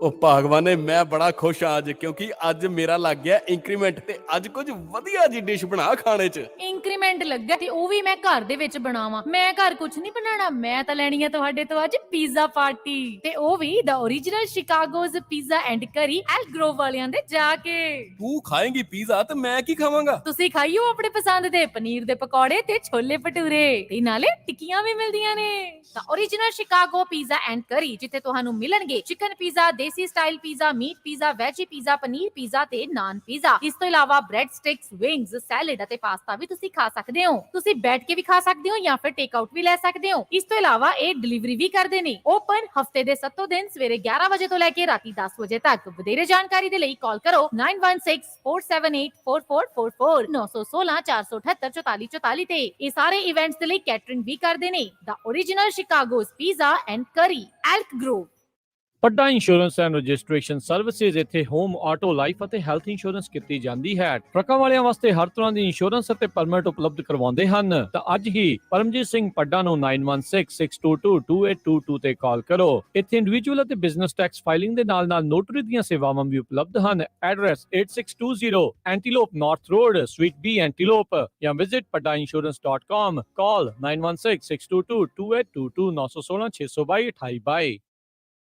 Insurance ਦੀ ਦੁਨੀਆ ਦੇ ਵਿੱਚ ਭਰੋਸੇਮੰਦ ਨਾਮ ਖਾਲਸਾ ਇੰਸ਼ੋਰੈਂਸ ਏਜੰਸੀ। ਆਪਣੇ ਕਿਸੇ ਵੀ ਤਰੀਕੇ ਦੀ insurance, auto, home, commercial, life ਕਰਵਾਉਣੀ ਹੋਵੇ ਤਾਂ ਅੱਜ ਹੀ ਸੰਪਰਕ ਕਰੋ। ਖਾਲਸਾ ਇੰਸ਼ੋਰੈਂਸ ਏਜੰਸੀ, 26 ਸਾਲ ਤੋਂ ਵੱਧ ਦਾ ਤਜਰਬਾ। ਕਾਲ 408 272 2500 4082722500। Khalsa insurance agency 4082722500। ਦੇਖ ਸ਼ਿਵਾਨੀ, ਸ਼ਿਫਟਿੰਗ ਦਾ ਸਾਰਾ ਕੰਮ ਹੋ ਗਿਆ ਹੈ। ਸੈਕਰਾਮੈਂਟੋ ਦੇ ਵਿੱਚ ਅਸੀਂ ਆ ਗਏ ਹਾਂ ਤੇ ਹੁਣ ਮੈਂ ਕੁਝ ਸਮਾਨ ਲੈਵਾਂ ਮਾਰਕੀਟ ਤੋਂ। ਕੁਝ ਲਿਆਣਾ ਤੇ ਨਹੀਂ ਹੈਗਾ, ਦੱਸ ਦੇ ਮੈਨੂੰ। ਮੈਂ ਸੋਚ ਰਹੀ ਸੀ ਮੈਂ ਵੀ ਤੁਹਾਡੇ ਨਾਲ ਚੱਲਾਂ। ਮੈਨੂੰ ਨਾ ਸਵੇਰ ਤੋਂ ਥੋੜਾ ਜਿਹਾ ਫੀਵਰ ਲੱਗ ਰਿਹਾ ਹੈ, ਮੈਡੀਸਨ ਲੈ ਆਉਂਦੇ ਆ। ਉਹ ਤਾਂ ਠੀਕ ਹੈ ਯਾਰ, ਪਰ ਚੰਗਾ ਜਿਹਾ ਹੈਲਥ ਸੈਂਟਰ ਸਾਨੂੰ ਕਿੱਥੇ ਮਿਲੇਗਾ ਇੱਥੇ? ਅਸੀਂ ਤਾਂ ਇਸ ਏਰੀਆ 'ਚ ਹੈ ਹੀ ਨਵੇਂ ਆ। ਤੁਸੀਂ ਫਿਕਰ ਨਾ ਕਰੋ, ਨੇਹਾ ਨੇ ਮੈਨੂੰ ਕੱਲ ਕਾਲ ਕੀਤੀ ਸੀ ਤੇ ਉਹਨੇ ਮੈਨੂੰ ਨੰਬਰ ਦਿੱਤਾ Takhar urgent care and family medicine ਵਾਲਿਆਂ ਦਾ। ਅਸੀਂ ਉੱਥੇ ਹੀ ਜਾਂਦੇ ਆ, Takhar urgent care and family medicine, ਜਿੱਥੋਂ ਕਰਵਾ। ਹਾਂਜੀ ਮਿੰਟੂ ਜੀ। ਹਾਂਜੀ ਹਾਂਜੀ ਹਾਂਜੀ ਹਾਂਜੀ, ਹੋਲਡ ਕਰਿਓ, 1 ਮਿੰਟ ਰਹਿ ਗਿਆ। ਦੇ ਰੋਗਾਂ ਦਾ ਇਲਾਜ ਕਰਵਾ ਸਕਦੇ ਹੋ ਤੇ ਮਿਲਦੀ ਹੈ ਮੈਡੀਕਲ ਸਪਾ ਦੀ ਹਰ facility. Laser hair removal, wrinkles, fillers, anti aging treatment, fine lines, brown spots, acne ਅਤੇ ਹੋਰ ਵੀ ਬਹੁਤ ਕੁਝ। Plan your treatment according to your budget. ਅੱਜ ਹੀ ਕਾਲ ਕਰੋ ਡਾਕਟਰ ਪਰਮਜੀਤ ਸਿੰਘ ਤੱਖੜ MD ਨਾਲ 9166888888 ਜਾਂ ਤੁਸੀਂ ਵਿਜ਼ਿਟ ਕਰੋ 8191 ਟਿੰਬਰਲੇਕ ਵੇ, ਸੈਕਰਾਮੈਂਟੋ। ਇੱਥੇ ਕੋਵਿਡ-19 ਦੀਆਂ ਫਾਈਜ਼ਰ ਅਤੇ ਮੋਡਰਨਾ ਦੀਆਂ ਵੈਕਸੀਨਸ ਲੱਗਦੀਆਂ ਹਨ। ਕਿਦਾਂ ਲੱਗਾ ਅਮਰੀਕਾ ਬਾਈ? ਲੱਭੀ ਕੋਈ ਨੌਕਰੀ? ਮੈਂ ਤਾਂ ਟਰੱਕ ਚਲਾਉਣ ਬਾਰੇ ਸੋਚ ਰਿਹਾ, ਪਰ ਪਤਾ ਨਹੀਂ ਕਿੱਥੋਂ ਸਿੱਖਾਂ। ਲੈ, ਤੇਰੇ ਏਰੀਆ 'ਚ ਤਾਂ ਯੂਬਾ ਸਾਡਾ ਟਰੱਕ ਡਰਾਈਵਿੰਗ ਸਕੂਲ ਖੁੱਲ ਚੁੱਕਾ। ਤੂੰ ਆਰਾਮ ਨਾਲ ਉਹਨਾਂ ਦੇ ਜਾ ਤੇ ਲਾਇਸੈਂਸ ਲੈ ਕੇ ਆ ਚੱਕ ਨੰਬਰ 530 324 2070। ਯੂਬਾ ਸਾਡਾ truck driving school Yuba city ਵਿੱਚ ਟਰੱਕ ਚਲਾਉਣ ਦੀ ਸਿਖਲਾਈ ਦੇ 10 ਸਾਲਾਂ ਦੀ ਜ਼ਬਰਦਸਤ ਕਾਮਯਾਬੀ ਤੋਂ ਬਾਅਦ ਹੁਣ ਇਹਨਾਂ ਨੇ ਆਪਣਾ ਟਰੱਕ ਡਰਾਈਵਿੰਗ ਸਕੂਲ ਸੈਕਰਾਮੈਂਟੋ ਵਿੱਚ ਖੋਲ ਦਿੱਤਾ ਹੈ। 4225 West capital avenue, West Sacramento. ਬਹੁਤ ਹੀ ਵਾਜਿਬ ਕੀਮਤਾਂ ਦੇ ਉੱਤੇ ਬੱਬੂ ਮਾਨ ਅਤੇ ਕਰਨ ਔਜਲਾ ਦੇ ਫੈਨਸ ਦੇ ਲਈ ਫੀਸ ਵਿੱਚੋਂ 10% ਆਫ। ਇਹਨਾਂ ਦੇ ਇੰਸਟ੍ਰਕਟਰਸ ਦੇ ਕੋਲ 20 ਸਾਲ ਦਾ ਤਜਰਬਾ ਹੈ ਤੇ ਸਾਫ਼ ਸੁਥਰੇ ਟਰੱਕਾਂ ਵਿੱਚ ਸਿਖਾਉਂਦੇ ਨੇ। ਲਾਇਸੈਂਸ ਲੈਣ ਤੋਂ ਬਾਅਦ ਚ ਜੌਬ ਪਲੇਸਮੈਂਟ ਦੀ ਗਾਰੰਟੀ। ਹੋਰ ਜਾਣਕਾਰੀ ਲਈ ਕਾਲ ਅਨਿਲ 5303242070 530 324 2070 ਜਾਂ 650 338 9972 650 338 Yuba Sutter truck driving school. Sale sale sale Cheena jewellers ਵੱਲੋਂ ਕ੍ਰਿਸਮਸ ਅਤੇ ਨਵੇਂ ਸਾਲ ਦੀ ਧਮਾਕਾ ਸੇਲ। 22 ਕੈਰਟ ਦੀ ਸੋਨੇ ਦੀ ਜੁਐਲਰੀ ਸੇਲ ਪ੍ਰਾਈਸ ਤੇ ਉਹ ਵੀ ਇੰਡੀਆ ਤੋਂ ਘੱਟ ਰੇਟ ਤੇ ਗਾਰੰਟੀ ਵੀ। ਤੇ ਡਾਇਮੰਡ ਜੁਐਲਰੀ ਤੇ 50 ਤੋਂ 70% ਮਿਲੇਗਾ ਆਫ। ਲੱਕੀ ਡਰਾ ਵੀ ਕੱਢੇ ਜਾਣਗੇ। ਪੁਰਾਣੇ ਸੋਨੇ ਦੇ ਗਹਿਣੇ ਲੈ ਆਓ ਤੇ ਬਿਨਾਂ ਕੋਈ ਕਾਟ ਕੱਟੇ ਨਵੇਂ ਗਹਿਣੇ ਬਦਲ ਕੇ ਲੈ ਜਾਓ। 골ਡ ਕੋਇਨ, 골ਡ ਬਿਸਕਟ ਹੋਲਸੇਲ ਰੇਟ ਤੇ ਖਰੀਦੋ। 1 ਦਸੰਬਰ ਤੋਂ 24 ਦਸੰਬਰ ਤੱਕ ਡਾਇਮੰਡ ਦੀ ਜੁਐਲਰੀ ਜਾਂ ਫਿਰ $3500 ਦੀ ਸੋਨੇ ਦੀ ਜੁਐਲਰੀ ਖਰੀਦਣ ਤੇ ਤੁਸੀਂ ਜਿੱਤ ਸਕਦੇ ਹੋ ਟੋਇਟਾ ਕਰੋਲਾ ਕਾਰ ਅਤੇ 5 ਡਾਇਮੰਡ ਰਿੰਗਸ। ਵਧੇਰੇ ਜਾਣਕਾਰੀ ਦੇ ਲਈ ਅੱਜ ਹੀ ਸੰਪਰਕ ਕਰੋ Cheena jewellers, 7454 Stockton boulevard, suite Sacramento 95823। ਹੁਣੇ ਕਾਲ ਕਰੋ 9169563094 916 956 3094। ਹਾਂਜੀ ਦੋਸਤੋ, ਸਤਿ ਸ੍ਰੀ ਅਕਾਲ। ਤੁਹਾਡਾ ਆਪਣਾ ਹੈ ਇਸਤਾਮੀ ਫਰਮ ਦ UK। ਸੁਣਦੇ ਰਹਿਣਾ Punjabi radio USA। Make sure you spread the word. ਸਾਰਿਆਂ ਨੂੰ ਪਤਾ ਲੱਗੇ ਕਿ ਰੇਡੀਓ ਨੰਬਰ 1 ਹੀ ਹੈ।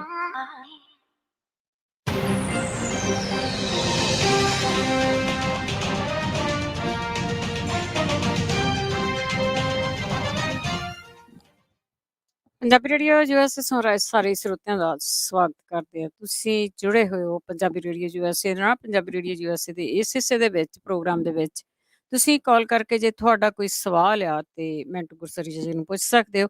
4082725200 ਸਟੂਡੀਓ ਦਾ ਫੋਨ ਨੰਬਰ ਹੈ, ਇਸ ਦੇ ਉੱਤੇ ਤੁਸੀਂ ਕਾਲ ਕਰ ਸਕਦੇ ਹੋ। ਮਿੰਟੂ ਗੁਰਸਰੀਆ ਜੀ, ਇੱਕ ਵਾਰ ਫਿਰ ਸਵਾਗਤ ਹੈ ਜੀ। ਸ਼ੁਕਰੀਆ। ਸਾਡੇ ਨਾਲ ਜੁੜੇ ਨੇ ਅਵਤਾਰ ਸਿੰਘ ਪੰਨੂ ਜੀ। ਸਤਿ ਸ਼੍ਰੀ ਅਕਾਲ। ਸਤਿ ਸ਼੍ਰੀ ਅਕਾਲ ਭੈਣ ਜੀ ਤੇ ਸਤਿ ਸ਼੍ਰੀ ਅਕਾਲ ਮਿੰਟੂ ਜੀ। ਮੇਰਾ ਸਵਾਲ ਇਹ ਹੈ ਕਿ 1780 ਦੇ ਵਿੱਚ 3 ਜਥੇਦਾਰਾਂ ਨੇ ਦਿੱਲੀ ਨੂੰ ਫਤਿਹ ਕੀਤਾ। ਤੇ ਜਦੋਂ ਦਿੱਲੀ ਦੇ ਕੰਟਰੋਲ ਦੀ ਗੱਲ ਚੱਲੀ ਤੇ ਜੱਸਾ ਸਿੰਘ ਆਹਲੂਵਾਲੀਏ ਦਾ ਨਾਂ ਆਇਆ ਤੇ ਜੱਸਾ ਸਿੰਘ ਰਾਮਗੜੀਏ ਨੇ ਉਹਦਾ ਵਿਰੋਧ ਕੀਤਾ ਤੇ ਅਖੀਰ ਗੱਲ ਇੱਥੋਂ ਤੱਕ ਨਿਬੜ ਗਈ ਵੀ ਆਪ ਦਿੱਲੀ ਨੂੰ ਛੱਡ ਕੇ ਤੇ ਆਪਾਂ ਚੱਲੀਏ। ਸੋ ਕੀ ਹੁਣ ਵੀ ਇਹ ਕਿਸਾਨ ਲੀਡਰ ਇਸ ਤਰ੍ਹਾਂ ਹੀ ਕਰਨਗੇ? ਫਿਰ ਉਦੋਂ 200 ਸਾਲ ਗੁਲਾਮੀ ਭੁਗਤਣੀ ਪਈ, ਕੀ ਇਹ ਫਿਰ ਅਸੀਂ ਉਸੇ ਤਰ੍ਹਾਂ ਹੀ ਮੋਦੀ ਦੀ ਗੁਲਾਮੀ ਸਮਝਾਂਗੇ? ਇਹ ਕਿਉਂ ਇਕੱਠੇ ਨਹੀਂ ਹੋ ਸਕਦੇ? ਕਿਉਂ ਇਹ ਇੱਕ ਦੂਜੇ ਦੀਆਂ ਲੱਤਾਂ ਖਿੱਚੀ ਜਾਂਦੇ ਨੇ? ਇਹਦੇ ਬਾਰੇ ਦੱਸਿਓ। Thank you. ਨਹੀਂ ਅਸੀਂ ਤਾਂ ਪੰਨੂ ਸਰ ਜ਼ਰੂਰ ਗੱਲ ਕਰਦੇ ਹਾਂ, ਹਰ ਵਾਰੀ ਗੱਲ ਕਰਦੇ ਹਾਂ ਕਿ ਦੇਖੋ ਇਹ ਚੀਜ਼ਾਂ ਜਿਹੜੀਆਂ ਨੇ ਉਹ ਮੁੱਕਦੀਆਂ ਨਹੀਂ ਹੁੰਦੀਆਂ, ਲੜਾਈਆਂ ਹਮੇਸ਼ਾ ਚੱਲਦੀਆਂ ਰਹਿੰਦੀਆਂ ਨੇ। ਤੇ ਬਾਕੀ ਜਿਹੜੀ ਗੱਲ ਆ ਕਿ ਕੋਈ ਵੀ ਗੌਰਮੈਂਟ ਆ ਜਾਵੇ, ਤੁਸੀਂ ਮੋਦੀ ਨੂੰ ਕੋਟ ਕੀਤਾ, ਕੋਈ ਵੀ ਆ ਜਾਵੇ ਉਹਦੇ ਖਿਲਾਫ ਵੀ ਲੜਨਾ ਪਵੇਗਾ। ਕਾਂਗਰਸ ਨੇ ਹੀ ਤਾਂ ਨਵੋਦਾਰਵਾਦੀ ਨੀਤੀਆਂ ਲਿਆ ਕੇ ਕਾਂਗਰਸ ਨੇ ਹੀ ਇਹਨਾਂ ਚੀਜ਼ਾਂ ਦਾ ਮੁੱਢ ਬੰਨਿਆ ਸੀਗਾ ਤੇ ਜਿਹੜੀ ਕਾਂਗਰਸ ਅੱਜ ਕਿਸਾਨ ਪ੍ਰਸਤ ਹੋਣ ਦਾ ਦਾਅਵਾ ਕਰਦੀ ਹੈ। ਸੋ ਕਿਸਾਨਾਂ ਦੀ ਲੜਾਈ ਜਿਹੜੀ ਆ ਉਹ ਬਹੁਤ ਜ਼ਰੂਰੀ ਆ ਔਰ ਇਹਨਾਂ ਨੇ ਇੱਕ ਤਰ੍ਹਾਂ ਨਾਲ ਕਹਿ ਲਓ ਕਿ ਨਵੀਂ ਇਬਾਰਤ ਲਿਖੀ ਆ ਜੋ ਡੈਮੋਕ੍ਰੇਟਿਕ ਵੈਲਿਊਜ਼ ICU ਦੇ ਵਿੱਚ ਪਈਆਂ ਸੀ, ਉਹਨਾਂ ਨੂੰ ਸੰਜੀਵਨੀ ਸੁਗਾਈ ਆ। ਗਾਂ ਵੀ ਉਹ ਲੋੜ ਪੈ ਸਕਦੀ ਆ। ਜ਼ਰੂਰਤ ਤੇ ਇਸ ਗੱਲ ਦੀ ਆ ਕਿ SKM ਜਿਹੜਾ ਬਣਿਆ ਵਾ ਉਹਨੂੰ ਇੱਕ ਤਰ੍ਹਾਂ ਨਾਲ ਕਹਿ ਲਓ ਪ੍ਰੈਸ਼ਰਾਈਜ਼ ਗਰੁੱਪ ਦੇ ਤੌਰ ਤੇ ਪੂਰੇ ਮੁਲਕ ਦੇ ਵਿੱਚ ਅਵੇਅਰਨੈਸ ਉਹਦੇ ਰਾਹੀਂ ਫੈਲਾ ਕੇ ਸਰਕਾਰਾਂ ਤੋਂ ਬਹੁਤ ਕੁਝ ਲਿਆ ਜਾ ਸਕਦਾ ਹੈ। ਤੇ ਜੇ ਇੱਕ ਸੂਬੇ ਦੀ ਛੋਟੀ ਜਿਹੀ ਸਿਆਸਤ ਆ, ਕੋਈ ਬਹੁਤੀ ਵੱਡੀ ਸਾਡੀ ਪੰਜਾਬ ਦੀ ਸਿਆਸਤ ਨਹੀਂ, ਇਹਦੇ ਵਿੱਚੋਂ ਜਿਹੜੇ ਮੋਢੀ ਅੰਦੋਲਨ ਨੂੰ ਤੋੜਨ ਵਾਲੇ ਜਿਹੜੇ ਮੋਢੀ ਸੀ ਜੇ ਉਹ ਬਿਖਰ ਜਾਂਦੇ ਨੇ, ਜੇ ਉਹ ਵੰਡੇ ਜਾਂਦੇ ਆ, ਤਾਂ ਮੇਰੇ ਖਿਆਲ ਦੇ ਨਾਲ ਇਹ ਬਦਕਿਸਮਤੀ ਹੀ ਕਹੀ ਜਾ ਸਕਦੀ ਹੈ। ਇਹਦੇ ਚੋਂ ਹੋਰ ਤੇ ਆਪਾਂ ਕੀ ਕਹਿ ਸਕਦੇ ਹਾਂ ਜੀ। ਅਗਲੇ ਕਾਲਰ ਨੇ ਜੋਗਾ ਸਿੰਘ ਜੀ। ਜੀ ਸਤਿ ਸ਼੍ਰੀ ਅਕਾਲ ਜੀ। ਸਤਿ ਸ਼੍ਰੀ ਅਕਾਲ ਜੀ। ਮੇਰਾ ਸਵਾਲ ਪਹਿਲਾਂ ਹੈ ਜੀ ਵੀ ਆਪਣੇ ਜਿਹੜੇ 5 ਸਾਲ ਦੀ ਬਾਦਲ ਸਰਕਾਰ ਆਈ ਆ ਉਹਨੂੰ ਐਜੂਕੇਸ਼ਨ ਤੇ ਕਿੰਨੇ % ਖਰਚ ਕੀਤਾ ਸੀ ਜੀ, ਤੇ ਹੈਲਥ ਤੇ ਕਿੰਨੇ % ਕੀਤਾ ਸੀ ਜੀ? ਕਾਂਗਰਸ ਸਰਕਾਰ ਆਈ ਆ। ਹਾਂਜੀ ਜੋਗਾ ਸਿੰਘ ਜੀ, ਜੋਗਾ ਸਿੰਘ ਜੀ ਦੁਬਾਰਾ ਸਵਾਲ ਦੁਹਰਾਓ। ਬਾਦਲ ਸਰਕਾਰ ਨੇ ਕਿਹੜੀ ਚੀਜ਼ ਤੇ ਪੈਸੇ ਸਪੈਂਡ ਕੀਤੇ? ਮੈਂ ਇਹ ਗੱਲ ਪੁੱਛ ਰਿਹਾ ਜੀ ਵੀ ਜਦ ਬਾਦਲ ਸਰਕਾਰ ਸੀ ਉਹਨੇ ਐਜੂਕੇਸ਼ਨ ਤੇ ਕਿੰਨੇ % ਖਰਚ ਕੀਤਾ ਸੀ ਬਜਟ ਦਾ? ਠੀਕ ਹੈ। ਤੇ ਹੈਲਥ ਤੇ ਕਿੰਨੇ % ਖਰਚ ਕੀਤਾ ਜੀ? ਹੈਲਥ ਉੱਤੇ ਜਦ ਕੈਪਟਨ ਦੀ ਸਰਕਾਰ ਆਈ ਹੈ ਇਹਨੇ ਕੋਈ ਐਜੂਕੇਸ਼ਨ ਕੋ ਵਾਧਾ ਕੀਤਾ ਜੀ, ਇਹਨੇ ਕਿੰਨੇ % ਖਰਚ ਕੀਤਾ ਤੇ ਹੈਲਥ ਉੱਤੇ ਕਿੰਨੇ % ਖਰਚ ਕੀਤਾ? ਆਹੀ ਸਵਾਲ ਹੈ। ਧੰਨਵਾਦ। ਨਹੀਂ ਸਰ ਇਹ ਡਾਟਾ ਨਹੀਂ, ਇਹ ਡਾਟਾ ਪਤਾ ਕੀ ਹੁੰਦਾ ਜੀ, ਇਹ ਸਾਰਾ ਡਾਟਾ ਕਰਨਾ ਲੈਣਾ ਪਊਗਾ ਉਹਨਾਂ ਦੇ 10 ਸਾਲ ਦਾ ਫਿਰ ਇੱਕ ਐਵਰੇਜ ਨਿਕਲੇਗਾ। ਇਹਨਾਂ ਦੇ 5 ਸਾਲ ਦਾ ਇੱਕ ਅਲੱਗ ਨਿਕਲੇਗਾ। ਜੇ ਹੁਣ ਖੜੇ ਪੈਰ ਤੁਸੀਂ ਕਹੋ ਕਿ ਮੈਂ ਉਹ ਦੱਸਣ ਦੇ ਪੋਜੀਸ਼ਨ 'ਚ ਨਹੀਂ ਹੈ ਕਿ ਮੈਂ ਤੁਹਾਨੂੰ ਦੱਸ ਸਕਾਂ, ਤਾਂ ਸਾਡਾ ਬਹੁਤ ਘੱਟ ਬਜਟ ਹੈ ਓਵਰਆਲ ਜੀ। ਇੰਡੀਆ ਦਾ ਵੀ ਤੁਸੀਂ ਬਜਟ ਦੇਖੋਗੇ ਸਾਡਾ ਅੱਜ ਤੱਕ ਸਟੱਡੀ ਤੇ ਜਿਹੜਾ 5% GDP ਦਾ ਨਹੀਂ ਹੋ ਸਕਿਆ ਸੀ। 5% ਸਾਡੇ ਮੁਲਕ ਦਾ 5% ਨਹੀਂ, ਤੇ ਇਹਦਾ ਮਤਲਬ ਕਿ ਸਾਨੂੰ ਇੱਥੇ ਇਹ ਇਟਲੀ ਪੱਧਰ ਤੇ ਘੱਟੋ ਘੱਟ ਹੈਲਥ ਤੇ ਜਾਂ ਇਹਨਾਂ ਚੀਜ਼ਾਂ ਤੇ 20-25% ਤੱਕ ਲਿਜਾਣਾ ਚਾਹੀਦਾ। ਮਿਨੀਮਮ ਮੇਰਾ ਮੰਨਣਾ ਹੈ 25% ਤੱਕ ਸਾਨੂੰ ਲਿਜਾਣਾ ਚਾਹੀਦਾ 2 ਸੈਕਟਰਾਂ ਦੇ ਵਿੱਚ। ਪਰੰਤੂ ਹੁਣ ਇਹ ਕਿੰਨਾ ਹੈ ਆਪਾਂ, ਕਿਉਂਕਿ ਕਿਸੇ ਵੀ ਸਰਕਾਰ ਦੇ ਨਾ ਅਸੀਂ ਪੱਖਦਾਰ ਆ ਨਾ ਅਸੀਂ ਉਹਦੀ ਮੁਖਾਲਫਤ ਕਰਦੇ ਹਾਂ ਇੰਨੇ ਤੌਰ ਤੇ। ਇਹ ਡਾਟਾ ਜਿਹੜਾ ਉਹ ਐਕਸਪਰਟ ਜਿਹੜੇ ਹੁੰਦੇ ਆ, ਜਾਂ ਤਾਂ ਇਕੋਨਮੀ ਨਾਲ ਜੁੜੇ ਐਕਸਪਰਟ ਹੁੰਦੇ ਆ, ਜਾਂ ਜਿਹੜੇ ਐਜੂਕੇਸ਼ਨ ਦੇ ਨਾਲ ਜੁੜੇ ਐਕਸਪਰਟ ਹੁੰਦੇ, ਜਾਂ ਹੈਲਥ ਨਾਲ ਜੁੜੇ ਐਕਸਪਰਟ ਹੁੰਦੇ, ਉਹਨਾਂ ਕੋਲ ਡਾਟਾ ਹੋਏਗਾ। ਬਾਕੀ ਦੇਖ ਲਵਾਂਗੇ, ਇਲੈਕਸ਼ਨ ਦੇ ਵਿੱਚ ਬਥੇਰੇ ਡਾਟਾ ਨਿਕਲਣੇ ਆ। ਜੇ ਕਿਤੇ ਮੇਰੇ ਸੂਟ ਆ ਗਿਆ ਤੇ ਮੈਂ ਵੀ ਕੱਢ ਕੇ ਲੈ ਆਊਂਗਾ। ਬਿਲਕੁਲ ਮੈਂਟੂ ਜੀ, ਜਿਹੜੇ ਵਜੀਫੇ ਖਾ ਗਏ ਸੀ ਉਹ ਵੀ ਤਾਂ ਡੇਟਾ ਹੋਣਾ ਹੀ ਆ। ਸੋ ਇਸ ਤਰ੍ਹਾਂ ਪੱਕਾ ਤਾਂ ਬਿਲਕੁਲ ਨਹੀਂ ਸਪੈਂਡ ਕਿੰਨਾ ਕੀਤਾ ਇਹਨਾਂ ਨੇ। ਅਮਰਜੀਤ ਬੈਂਸ ਜੀ। ਨਹੀਂ ਉਹ ਸਤਿ ਸ਼੍ਰੀ ਅਕਾਲ ਭੈਣ ਜੀ। ਸਤਿ ਸ਼੍ਰੀ ਅਕਾਲ ਭਾਜੀ। ਸਤਿ ਸ਼੍ਰੀ ਅਕਾਲ। ਸਤਿ ਸ਼੍ਰੀ ਅਕਾਲ। ਪਹਿਲੀ ਭਾਜੀ ਦਾ ਧੰਨਵਾਦ ਕਰਨਾ ਜੀ। ਸਾਡੇ ਯੰਗ ਜਨਰੇਸ਼ਨ ਨੂੰ ਤੁਸੀਂ ਨਾ ਇੰਡੀਆ ਦੇ ਪਾਰਲੀਮੈਂਟ ਨਾਲ ਜੋੜਦੇ ਆ। ਬਹੁਤ ਸਾਰੀ ਇੰਟਰਸਟਿੰਗ ਸ਼ੋਅ ਹੁੰਦੀ ਆ। ਬਹੁਤ ਮਿਹਰਬਾਨੀ ਤੁਹਾਡੀ ਜੀ। ਸ਼ੁਕਰੀਆ ਸ਼ੁਕਰੀਆ। ਭਾਜੀ ਇਹਦਾ ਮੈਂ ਇੱਕ ਵੀਡੀਓ ਦੇਖੀ ਸੀਗੀ, ਉਹਦੇ ਵਿੱਚ ਇੱਕ ਮੁੰਡੇ ਨੇ ਜਿਹੜਾ ਸਟੇਟਮੈਂਟ ਬਣਾਈ ਸੀਗੀ ਜਿੱਦਾਂ ਪੋਲੀਟਿਕਸ ਰਿਲੇਟਡ ਆ। ਉਹ ਕਹਿੰਦਾ ਸੀਗਾ ਵੀ ਮੈਂ 84 ਤੋਂ ਮਗਰੋਂ ਵੀ ਕਾਂਗਰਸ ਨੂੰ ਕਦੇ ਵੋਟ ਨਹੀਂ ਪਾਈ ਸੀਗੀ, ਐਂਡ ਕਹਿੰਦਾ 2016 ਤੋਂ ਮਗਰੋਂ ਜਦੋਂ ਗੁਰੂ ਗ੍ਰੰਥ ਸਾਹਿਬ ਦੀ ਬੇਅਦਬੀ ਹੋਈ ਆ, ਕਹਿੰਦਾ ਮੈਂ ਅਕਾਲੀ ਨੂੰ ਕਦੇ ਵੋਟ ਨਹੀਂ ਪਾਈ, ਅਕਾਲੀ ਦਲ ਪਾਰਟੀ ਨੂੰ ਵੋਟ ਨਹੀਂ ਪਾਈ। ਮੈਨੂੰ ਉਹ ਸਟੇਟਮੈਂਟ ਬਹੁਤ ਵਧੀਆ ਲੱਗੀ। ਆਪਾਂ ਨੂੰ ਚੇਤਾ ਰੱਖਣਾ ਚਾਹੀਦਾ ਵੀ ਕੱਲੀ ਪਾਰਟੀ ਆਪਣੇ ਲਈ ਕੀ ਕਰਦੀ ਆ, ਕੀ ਨੁਕਸਾਨ ਕਰਦੀ ਆ। ਸੋ ਤੁਹਾਡਾ ਵਿਚਾਰ ਕੀ ਆ ਇਹ ਸਟੇਟਮੈਂਟ ਤੇ? ਮੈਨੂੰ ਤਾਂ ਵਧੀਆ ਲੱਗੀ ਜੀ। Thank you. ਨਹੀਂ ਦੇਖੋ, ਹਾਂਜੀ ਵਧੀਆ ਗੱਲ ਹੈ ਜੀ। ਜੇ ਤੁਹਾਨੂੰ ਲੱਗਦਾ ਹੈ ਕਿ ਯਾਰ ਇਹ ਫਲਾਣੀ ਸਰਕਾਰ ਨੇ ਫਲਾਣਾ ਕੁਛ ਨਹੀਂ ਕੀਤਾ, ਪਰ ਮੈਂ ਇੱਕ ਗੱਲ ਕਹੂੰਗਾ ਕਿ ਦੇਖੋ ਜਜ਼ਬਾਤੀ ਮੁੱਦੇ ਜਾਂ ਧਾਰਮਿਕ ਮੁੱਦੇ ਜਿਹੜੇ ਆ ਉਹ ਆਪਣੀ ਥਾਂ ਤੇ ਨੇ, ਬਹੁਤ ਜ਼ਰੂਰੀ ਨੇ। ਪਰ ਸਾਨੂੰ ਪਾਰਟੀਆਂ ਨੂੰ ਜੇ ਮਤਲਬ ਕਿ ਪੈਮਾਇਸ਼ ਤੇ ਜਾਂ ਪੈਮਾਨੇ ਤੇ ਤੋਲਣਾ ਹੋਵੇ ਤਾਂ ਫਿਰ ਜਿਵੇਂ ਪਿਛਲੇ ਸਰ ਨੇ ਬਹੁਤ ਵੱਡੀ ਗੱਲ ਕਹੀ ਆ, ਮੈਨੂੰ ਸਖਤੇ 'ਚ ਲਿਆ ਦਿੱਤਾ ਔਰ ਮੇਰਾ ਸੱਚ ਜਾਣੋ ਮੇਰਾ ਦਿਮਾਗ ਉੱਧਰ ਨੂੰ ਉੱਡ ਰਿਹਾ ਕਿ ਵਾਕਿਆ ਇੱਕ ਵਿਸ਼ਾ ਛੋਹਣ ਵਾਲਾ ਹੈ। ਅਸੀਂ ਇਹਨਾਂ ਦੋਨਾਂ ਨੂੰ ਤੁਲਨਾਤਮਕ ਤੌਰ ਤੇ ਦੇਖੀਏ ਕਿ ਕਿੰਨੇ ਸਟੱਡੀ ਤੇ ਵੱਧ ਖਰਚ ਕੀਤਾ, ਕਿੰਨੇ ਹੈਲਥ ਤੇ ਵੱਧ ਖਰਚ ਕੀਤਾ। ਸੋ ਮੇਰਾ ਦਿਮਾਗ ਉੱਧਰ ਨੂੰ ਯਕਦਮ ਉੜ ਗਿਆ। ਤਾਂ ਕਹਿਣ ਦਾ ਮਤਲਬ ਇਹ ਆ ਕਿ ਠੀਕ ਆ, ਹਰੇਕ ਬੰਦੇ ਦੀ ਆਜ਼ਾਦੀ ਹੈ ਜੀ। ਧਾਰਮਿਕ ਤੌਰ ਤੇ ਉਹਨੇ ਕਿੱਥੋਂ ਤੱਕ ਸੋਚਣਾ ਹੈ, ਜਾਤ ਪਾਤ ਬਾਰੇ ਕਿੱਥੋਂ ਤੱਕ ਸੋਚਣਾ ਹੈ, ਉਹਦੀ ਧਾਰਮਿਕ ਆਜ਼ਾਦੀ ਹੈ ਜਾਂ ਉਹਦੀ ਵਿਅਕਤੀਗਤ ਆਜ਼ਾਦੀ ਹੈ। ਪਰ ਬਿਲਕੁਲ ਜਦੋਂ ਤੁਸੀਂ ਪਾਰਟੀਆਂ ਨੂੰ ਤੋਲਣਾ ਵਾ, ਸਰਕਾਰਾਂ ਨੂੰ ਤੋਲਣਾ ਵਾ, ਤਾਂ ਫਿਰ ਜਿਵੇਂ ਉਹ ਸਰ ਨੇ ਗੱਲ ਕੀਤੀ ਆ, ਸਾਨੂੰ ਇਹ ਵੀ ਵੇਖਣਾ ਚਾਹੀਦਾ ਹੈ ਕਿ ਇਕਨੋਮੀ ਬਾਰੇ ਕਿਹਨੇ ਕੀ ਕੁਛ ਕੀਤਾ ਵਾ, ਫਿਰ ਸਟੱਡੀ ਬਾਰੇ ਜਾਂ ਸਾਡੀ ਐਜੂਕੇਸ਼ਨ ਬਾਰੇ ਕੀ ਸਾਡੇ ਪਾਲਿਸੀ ਮੇਕਰਸ ਨੇ ਸਾਨੂੰ ਦਿੱਤਾ ਵਾ, ਹੈਲਥ 'ਚ ਅਸੀਂ ਕਿੱਥੇ ਤੱਕ ਗਏ ਆ। ਇਹ ਚੀਜ਼ਾਂ ਵੀ ਨਾਲ ਜੋੜ ਲਈਆਂ ਜਾਣ ਤੇ ਮੇਰੇ ਖਿਆਲ ਦੇ ਨਾਲ ਬਿਹਤਰ ਰਹੇਗਾ ਇਨ ਫਿਊਚਰ। ਜਸਪਾਲ ਭੱਟੀ ਜੀ ਸਤਿ ਸ਼੍ਰੀ ਅਕਾਲ।